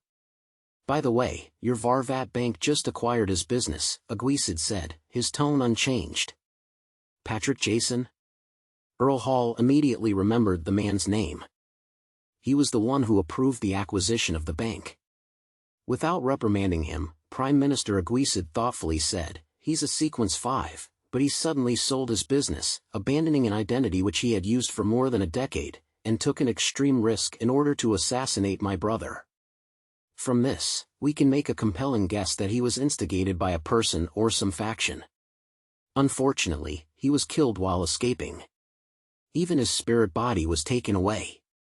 According to reports from the Nighthawks, it was done by the hero bandit Black Emperor. It involves an extremely secretive organization, and we aren't able to find out anything about it in a short period of time?" Earl Hall asked. "Yes, that so-called hero bandit didn't leave any traces behind. We can only start with the people who had come into contact with Jason in the past few months. This will take a lot of time, and there may not be any results." Aguisid gave an affirmative answer. Earl Hall took 2 steps forward and asked, "What's His Majesty's attitude regarding this?" "Grief, but no specific thoughts," Aguisid replied. Earl Hall frowned and said after some thought, "In that case, the important thing isn't about who's the mastermind behind the scenes, but what goal they wish to achieve through this matter. If they want war, or to restart the conflict in the colonies, then we need to tell the masses that the one instigating Patrick Jason was the Fasak Empire, and we would fabricate a detailed process and provide seemingly convincing evidence. In the past several centuries, this northern neighbor of ours has always played a similar role, and I think everyone is already used to it. I don't think there's any doubt that it's very, very, very normal for the barbarians to do this sort of thing. And the masses will be afraid of them." Prime Minister Aguisid curled the corners of his lips, without intending to smile. "But we're making a series of changes that will take at least half of next year for us to stabilize before we have the ability to wage war." Earl Hall muttered to himself, "Then let's find a target that everyone will find acceptable. Hero Bandit Black Emperor is too mysterious, and likewise for the secret organization behind him. If it's made public just like that, it would definitely incur extreme panic. People are always afraid of the unknown. Yes, what about the Aurora Order? They assassinated that pervert from Intis a few months ago. It wouldn't surprise anyone if they do anything else. Their reputation is bad enough. Their situation has already been repeated by the papers numerous times, to the point of becoming a horror element or classic antagonist in many novels. Besides, it will effectively reduce the suspicions that others have on us. There will always be people that believe the previous assassination was us commissioning the Aurora Order. Also, while we're fighting against the illegal terrorist organization, let's clean up Backlund. There are too many dangerous people hidden here. Aguisid answered tersely in agreement before continuing, the Aurora Order isn't a bad target. We shall first use them as a target. When the next year comes and we're ready, then we'll publish the results of the investigation, making an accusation that the one instigating the Aurora Order was the Fasak Empire. I believe that no one will care to defend a terrorist organization and the Northern Barbarians. Earl Hall was taken aback for a moment before saying, "This goes one step further than I thought." Without another word, Aguisid stood up and said, "I'm going to meet His Majesty now." Having said that, he looked at Earl Hall. "You have to be careful of your safety too. We still haven't figured out the motives of the people who assassinated my brother." Humph, the Church of Storms has already agreed to replace the Archbishop of Backlund Diocese.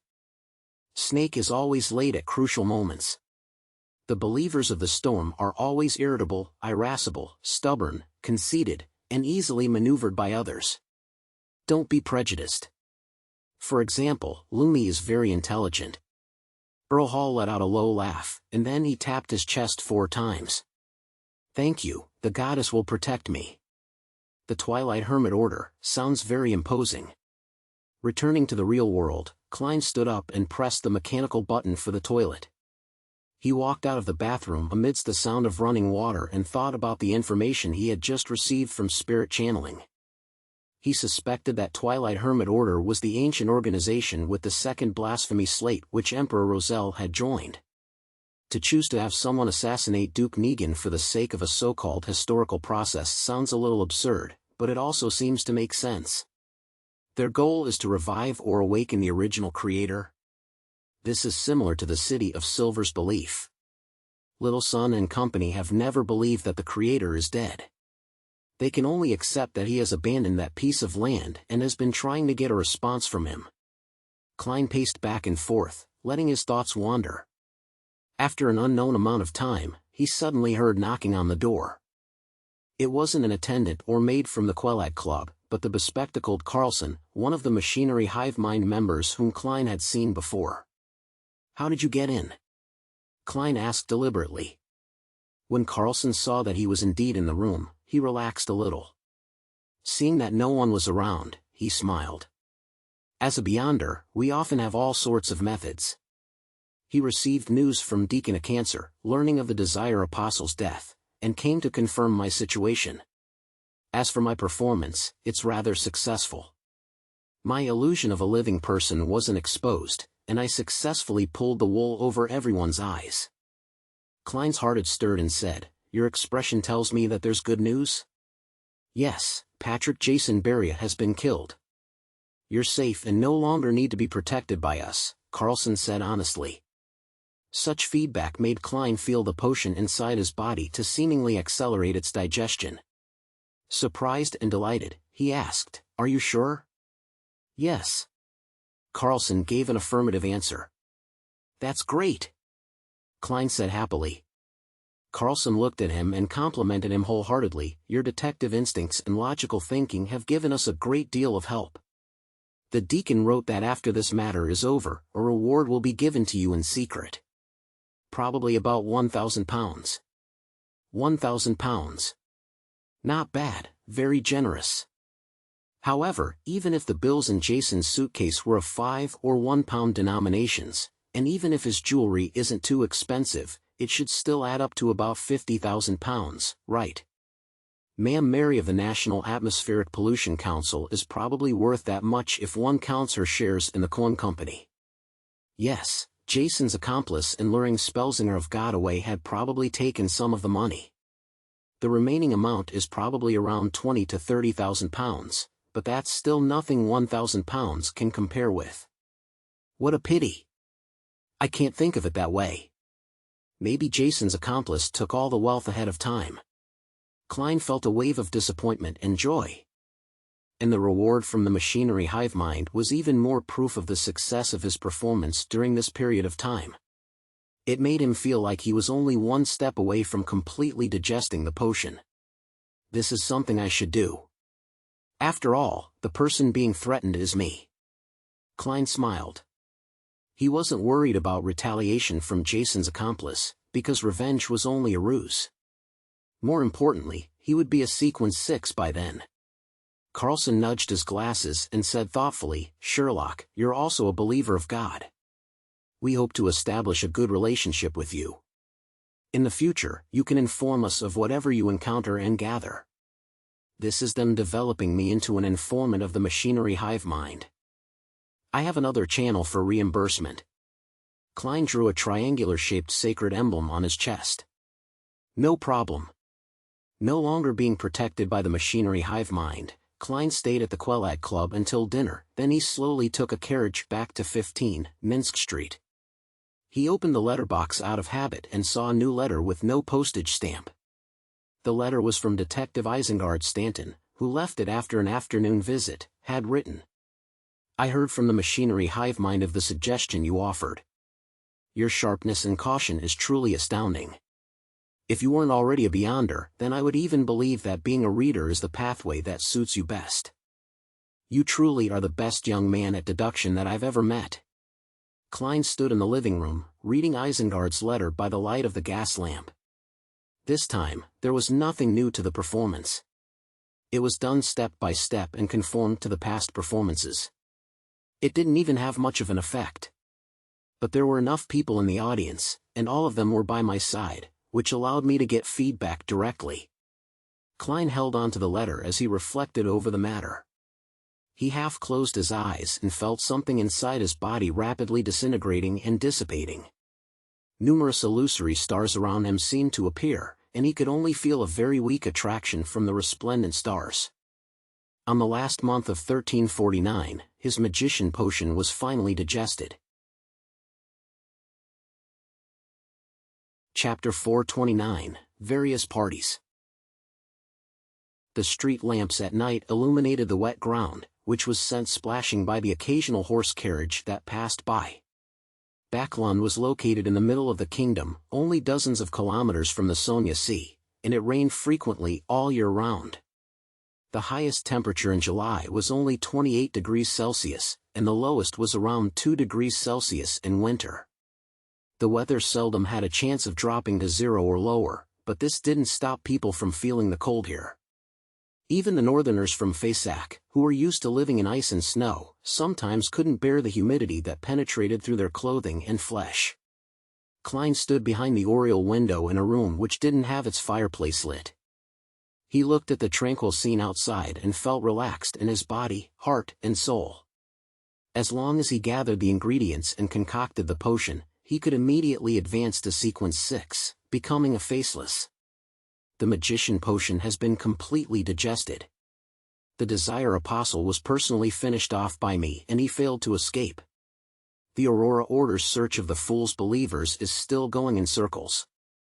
Apart from Mr. Azek being pursued by an unknown faction and the problem of the potion ingredients, I'm temporarily not troubled by anything. Klein leaned his body forward and took in a breath of air. He then looked at the fog that had condensed on the windows. The reason why he had risked his life to intercept the Desire Apostle was because he was afraid that the other party would have other plans and, thus, smoothly escape from the pursuit of the official Beyonders. At that time, he might be remembered for his crucial advice and be avenged afterwards. As a cold-blooded, a devil was unlikely to take the risk of avenging his comrades, but that didn't mean that they wouldn't choose to vent their anger on someone who nearly caused their death. This operation was definitely necessary. perhaps someone from the Twilight Hermit Order is somewhere receiving him. Once the Desire Apostle escapes, and with me not having any relevant information, perhaps I'll be prepared against a Sequence 5, believing that I would be pretty safe once I advanced to Faceless, but the Desire Apostle might very well use the information provided by the Abyss card and the Twilight Hermit Order's help to advance to become a high sequence beyonder. Such a development is quite scary if I think about it. One is required to inflict the finishing blow of justice. Klein reflected over what had happened this afternoon and summarized his experiences and lessons. After enjoying the night scenery for a while, he returned to the sofa and sat down to think about his future plans. With the reward provided by the machinery hive mind, I'll be able to afford the mutated pituitary gland and blood of a thousand-faced hunter. The deep-sea Naga's hair simply requires me to have money. Such an ingredient should be relatively easy to find on the sea. I can get Mr. Hangman to help.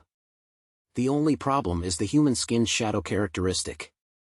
And even if there is a clue, I don't have enough money. With this in mind, Klein couldn't help but give a self-deprecating chuckle. I'm not a person who particularly loves money, it's just a very average preference. When I was in Tingen, I always encouraged Melissa to spend and urged her and Benson to hire a maid. I felt that no matter what, I should try to not treat myself too badly, and every time I did a covert operation, I always placed safety first and made sure to be careful so that I wouldn't be affected mentally because of the allure of wealth. However, in order to take revenge, I have to advance, and advancing requires me to buy expensive beyonder ingredients. I can only accumulate every single penny and save whatever I can. He suddenly hunched his shoulders and felt that the coldness of the living room made a magician like him, who didn't have an excellent constitution, shudder.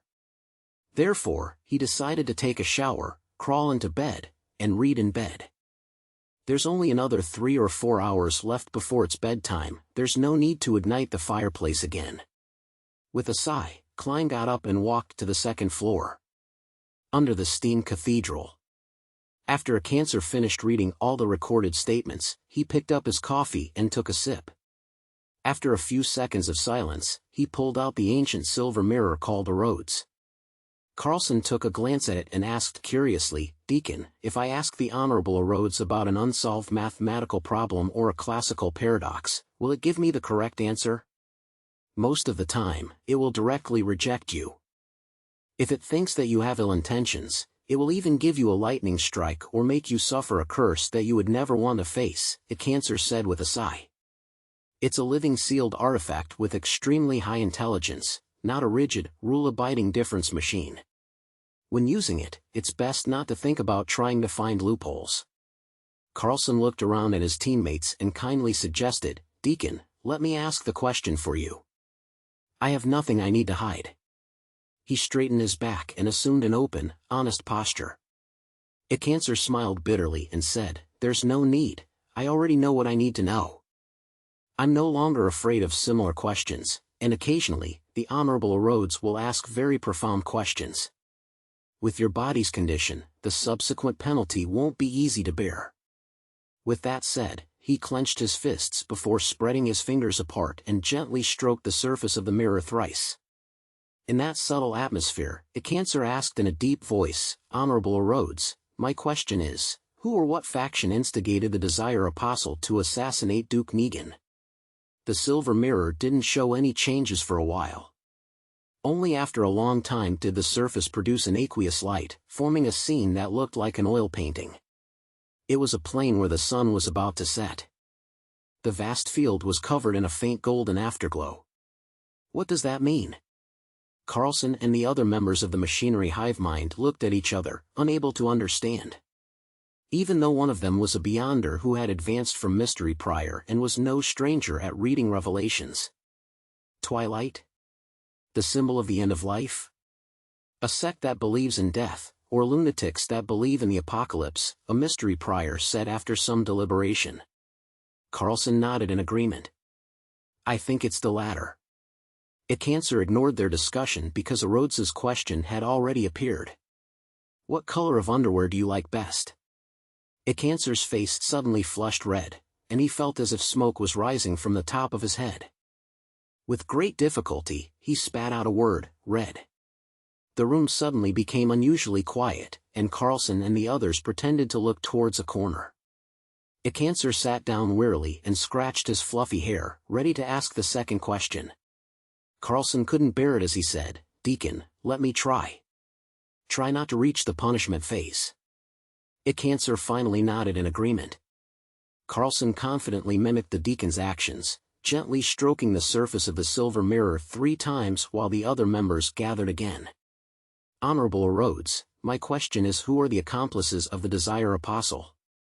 The aqueous light stirred as the scene changed. It first presented a woman's back, one with an outstanding figure. Then, there was a person who was extremely blurry and could barely be identified as a man based on his attire. There is indeed another partner. This should be the person who sold the intelligence on Duke Negan. It's a pity that the other party has already dealt with it. Carlson looked around and said. He felt that he had no secrets and didn't need to care about the questions that followed. This time, the choices that Rhodes offered was a question, a mission, or a penalty. Without any hesitation, Carlson said, "Question." Words that looked like dripping blood quickly outlined the surface of the silver mirror. "Do you relieve yourself daily with your hand?" Carlson's lips quivered, and he felt his ears rapidly turn hot. Although this was something he found very normal, giving an answer in front of so many teammates and his superior still gave him the urge to bury his head in the ground. "Yes," he answered very quietly. "Under St. Samuel Cathedral." Daly, with her blue eyeshadow, tossed a stack of documents in front of Soul Assurer Soist. "All the information you want on the tarot card case." "It's smaller than I thought," Soist said, slightly surprised. Daly snickered. "This is just an index." Upon seeing this, Leonard touched his lower lip with the palm of his red-gloved right hand. "Captain Soist, why don't we do a thorough investigation of the people who interacted with Jason Beria and compare it with the 2 previous cases? There might be clues to the organization that is symbolized by tarot cards. Duke Negan is a devout believer of the Lord of Storms, and he represents the interests of the Church of Storms in the political scene. The mandated punishers will definitely be frantically searching for the real culprit, so we don't need to get involved, otherwise, we'll easily be put at odds with them. Let's investigate the cases involving the tarot cards, and who knows, we might find new clues. Of course, we'll definitely end up running all over the place, but that's part and parcel of a Red Glove's duties," Soist explained with a smile. Leonard nodded. "I understand." And deep in his mind, the elderly voiced Scad and laughed. "The Nighthawks have missed it just like that. That person has the smell of the Black Emperor, the true Black Emperor." Inside the Holy Wind Cathedral. Wearing a black bonnet, Spellsinger of God, Ace Snake, swept his silver eyes and picked a mandated Punisher elite. "Although I'm about to leave Backlund, this is the decision of the Council of Cardinals. You only have one mission after this, and that is to investigate the assassination of Duke Negan. After applying, all of you have the right to use a Grade 1 sealed artifact. You must find out who is targeting us." Standing at the very front, a middle-aged man wearing a modified captain's hat immediately led the group. He clenched his fist and lightly tapped his chest. "As you command, Your Eminence." He was lean and had no particularly outstanding features, but there was an anchor tattoo on his neck. In Empress Borough, the opulent villa of Earl Hall. Audrey looked at Susie, who had opened the door herself, and said in a low voice, "What's Father and the others talking about?" When she found out that Earl Hall had returned late and that his expression was unusually grave, she immediately sent Susie in to listen. Duke Negan was assassinated. Susie closed the door behind her with her feet. "Ah." Audrey froze, suspecting that she had misheard. Although she had already experienced an assassination attempt on Duke Negan, she had never thought that this powerful noble would actually die. "It's true." Susie gave an affirmative answer. Audrey instantly felt a little blank, finding it a little surreal. How could such a powerful noble, a person of flesh and blood, capable of speaking and laughing, the Duke who had given her a piece of land, die just like that? Suddenly, she felt the cruelty and coldness of the adult world. Who did it? Audrey asked subconsciously. A Sequence 5 devil, Susie answered quickly. But he has already been silenced by the so-called hero bandit Black Emperor. Ah! Audrey was stunned once again. How could it be the hero bandit Black Emperor? How could it be Mr. Fool's Blessed? He helped me resolve the problem of Duke Negan's previous assassination. This is a complete contradiction. Audrey immediately told Susie to eavesdrop again while she locked the door behind her and sat at the edge of her bed, praying to Mr. Fool. After she had finished reciting his honorific name and had described the assassination of Duke Negan, she asked with great trust, "Was your blessed present there?" After a while, she saw the endless gray fog and heard the voice of the Fool. "Yes. He's looking for the organization that directed the Desire Apostle." As expected, it wasn't arranged by Mr. Fool. Was the reason why he had his blessed stop Kalangos last time also because of that organization that's pulling the strings behind the scenes? Audrey relaxed and asked curiously, "What organization is that?" "For it to gain your attention." A second later, she heard Mr. Fool reply in an unperturbed manner, "Twilight Hermit Order." Chapter 430, A Brand New Day. Twilight Hermit Order. What kind of organization is it? Why haven't I heard of it? When Mr. Hangman was filling me in on the general knowledge of the various factions, he didn't even mention anything about this. Audrey was both surprised and confused. As the gray fog faded away, Mr. Fool's aloof figure had vanished. Her eyes darted around as she quickly made a guess. This organization known as the Twilight Hermit Order sounds even more powerful and mysterious than the other underground powers such as the Aurora Order and the Life School of Thought. It's so unknown that even the knowledgeable and experienced Mr. Hangman, who's closely related to the Church of Storms, doesn't know of its existence. And their plot was directed at a powerful noble of the kingdom, one of the most powerful people in the world. They might be the observers hidden in the deepest depths of the Beyonder world, the true controllers. They influence the situation of the northern and southern continents, so it's no wonder that they would be noticed by Mr. Fool. The last time Mr. Hangman successfully got his blessed to help wasn't because the promised reward was sufficiently high, but because Mr. Fool himself was targeting Twilight Hermit Order. This organization is as mysterious as our tarot club. Audrey, for some inexplicable reason, became a little excited, and this diluted the impact Duke Negan's assassination had on her. There definitely aren't a lot of Beyonders who know of the existence of the Twilight Hermit Order. And I'm one of them, and we, the Tarot Club, are targeting them. Audrey stood up and walked to the full-body mirror in front of her. She raised her chin slightly, showing an abnormally beautiful angle. Staring at the girl in the mirror, Audrey slowly calmed down. This was the first time she felt it was imperative that she quickly raised her sequence. Even Duke Negan, a Beyonder under tremendous amounts of protection, can be assassinated, let alone Father who's just an ordinary person. Although based on the family vault situation, there are definitely many Beyonders in the family, and the Church of the Goddess will also provide additional protection. However, this doesn't ease my heart. Duke Negan's guards aren't any weaker than what we have. All the best, Audrey. Get to Sequence 7 as soon as possible, then Sequence 6, and then hide in the darkness. I'll be my father, mother, and brother's last line of defense. The capital of the Rorstad Archipelago, the City of Generosity. The Blue Avenger was once again passing by, moored at the port, giving sailors a chance to indulge and vent. Alger Wilson changed into a robe embroidered with storm patterns and went to the largest cathedral on the archipelago, the Cathedral of Waves. It was classical in style, and it mostly used stone pillars and arched structures, and it had a towering dome and 2 clock towers. In the early days of colonization, the pioneers often had no time to build a cathedral, which brought about very serious consequences for them. Surrounded by tribes, jungles, and ancient buildings, they would often die mysteriously in great numbers for no reason at all, even after they had conquered the region.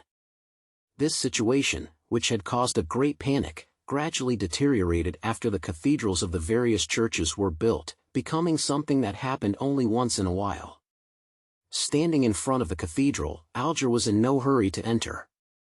Instead, he looked through the narrow windows at the dark and mysterious atmosphere and the warm candlelight that illuminated the activity area. A few seconds later, he entered the grand prayer hall, clenched his right fist and struck his left chest. He turned to the bishop facing him and said, "May the storm be with you." "May the storm be with you," the bishop responded in the same way. Without waiting for Alger to speak, the bishop of the Cathedral of Waves took out a telegram. "You're just in time. The Council of Cardinals has issued orders. Read it before praying." "What orders?" Alger asked casually as he reached out to take it. The bishop's expression was grave as he said, "Duke Negan has been assassinated. The Council of Cardinals has ordered all mandated Punisher and priests to pay attention to anything regarding the hero bandit Black Emperor, as well as all the matters related to the tarot ritual." "Hero bandit Black Emperor?" Alger perfectly expressed his surprise. He already knew that the Black Emperor was Mr. Fool's Blessed. The bishop said with a serious nod, "The assassin of Duke Negan is a Sequence 5 devil, but while escaping, he was killed by hero bandit Black Emperor. This is the same outcome as Vice Admiral Kalangos, who failed to assassinate the Duke. Not only are the superficial circumstances the same, but even the core issues are the same. It was also Mr. Fool's Blessed who killed Kalangos, another Blessed. Was Mr. Fool the one who really wanted Duke Negan dead? No, if it were really him, then he would have warned Kalangos the last time to be careful of Miss Justice, so as to not expose his identity on the spot. Mr. Fool is paying attention to the truth behind the assassination and the real murderer. Who could it be, or which organization would receive so much attention from Mr. Fool?" Alger instantly thought of many things and made a preliminary judgment. He looked down at the telegram and saw that the church had set up a special investigation team for the assassination of Duke Negan. Every member was an elite of the mandated Punishers. Should I apply to join, so as to have a grasp of their actions at any time? Alger hesitated for a moment. In the end, he decided to follow his original plan and keep a low profile. With a brand new day, Klein slept until he woke up naturally. He slowly got up, washed his face, and went downstairs. He wasn't in a hurry to prepare breakfast. Instead, he habitually opened the door, bathed in the fog, and took out today's newspaper from the letterbox. "What is it?" Suddenly, he noticed that there was a thick envelope stuffed inside the newspaper. It wasn't light at all. Squeezing the surface, Klein's mind flashed with the faint fragrance of banknote ink. His spiritual intuition told him that there was a lot of cash inside. Carefully, he opened it and pulled out the stack of money. After counting the money, he confirmed that there was a total of 1,000 pounds. "It's the reward money from the machinery hive mind. Is this their way of secretly handing me the money? How can they be so certain this is fine? Leaving it in my mailbox just like that? What happens if it's stolen?" The delighted Klein couldn't help but grumble. With this money, and without the machinery hive mind protecting him in secret, he could go to Vampire Emlyn White to complete the previous transaction. After breakfast, Klein immediately put on his coat and hat, held his cane, and stuffed the newspaper in his arm and went out.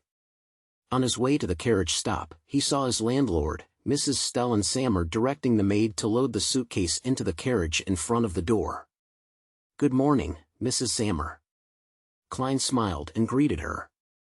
Stellan smiled modestly and returned the greeting. "She seems to have recovered mentally. Who knows what happened to her?" Klein curiously asked, "Where are you going?" "It's almost New Year's. Mary gave Luke some time off in advance. We're going to Desi Bay to usher in the new year," Stellan said proactively. "Sigh, we've been to a few of the cities there, including the famous coastal towns. This time, we're preparing to go to Fainapotter. I've heard that the scenery in Seville City is quite good." Klein replied in jest, "How enviable. What about you? Detective Moriarty, where do you plan on spending the new year?" Stellan asked with a smile. "I'm probably staying here." "Oh right, I have to prepare some tools to repair the wall which Stuart had previously shot a hole in. Klein smirked and said, back to mid-seashore, where the winter smells different. The smile on Stellan's face became even more obvious. I hope to meet you at Desi Bay in future New Year's Eve celebrations. South of the bridge, Rose Street, Harvest Church. Upon seeing Detective Sherlock Moriarty in his black tweed coat, Emlyn White, who was carefully wiping the candle stand, smiled. He combed his hair, walked over with his head held high and said in a low voice, there's information on Jason Beria. A sanguine knows him. I have his information as well. Klein smiled as he handed the newspaper over. The headline read, Yesterday, His Grace the Duke of Negan assassinated, a true devil plundering the land. Beneath the title was a detailed description of the assassination yesterday, and it revealed that the murderer was a banker named Patrick Jason who was killed on the spot, and the terrorist organization, the Aurora Order, claimed responsibility. When he saw the news earlier, Klein, who was having his breakfast, almost spewed out the milk in his mouth. At first, he imagined that the Aurora Order's Mr. A was brain damaged to take responsibility for this matter. However, after thinking about it carefully, he felt that it was most likely a cover used by the officials. If the Twilight Hermit Order is really the ancient organization which Emperor Roselle joined, then they would be extremely hostile towards the Aurora Order. After all, they hate the true creator. This thought suddenly flashed through Klein's mind. Emlyn looked blankly at the newspaper again and again before asking in disbelief, does this mean the information I got is useless? In theory. Klein gave the vampire gentleman a sympathetic look. However, the official organizations are still investigating the masterminds behind Jason Beria. If your information points in the right direction, it should be of worth. As for Klein himself, he obviously didn't want to get involved in this matter anymore. No. He only knew Jason Beria and some of his hobbies. Emlyn sighed. Seeing his reaction, Klein asked in amusement, don't you usually read newspapers? How did you only learn of such an important matter until now? Emlyn gave him an odd glance. Why should I read the newspapers? I'm very busy. Busy cleaning the Harvest Church, busy spending time with those dolls you have at home, and busy thinking of ways to trick people into giving you blood to drink. You really are a New Age vampire. Klein opened his mouth, but he used his clown powers to suppress the laughter he was about to let out. He didn't tease Emlyn White and said seriously, I've already gathered enough money for those 2 ingredients. When can you give them to me?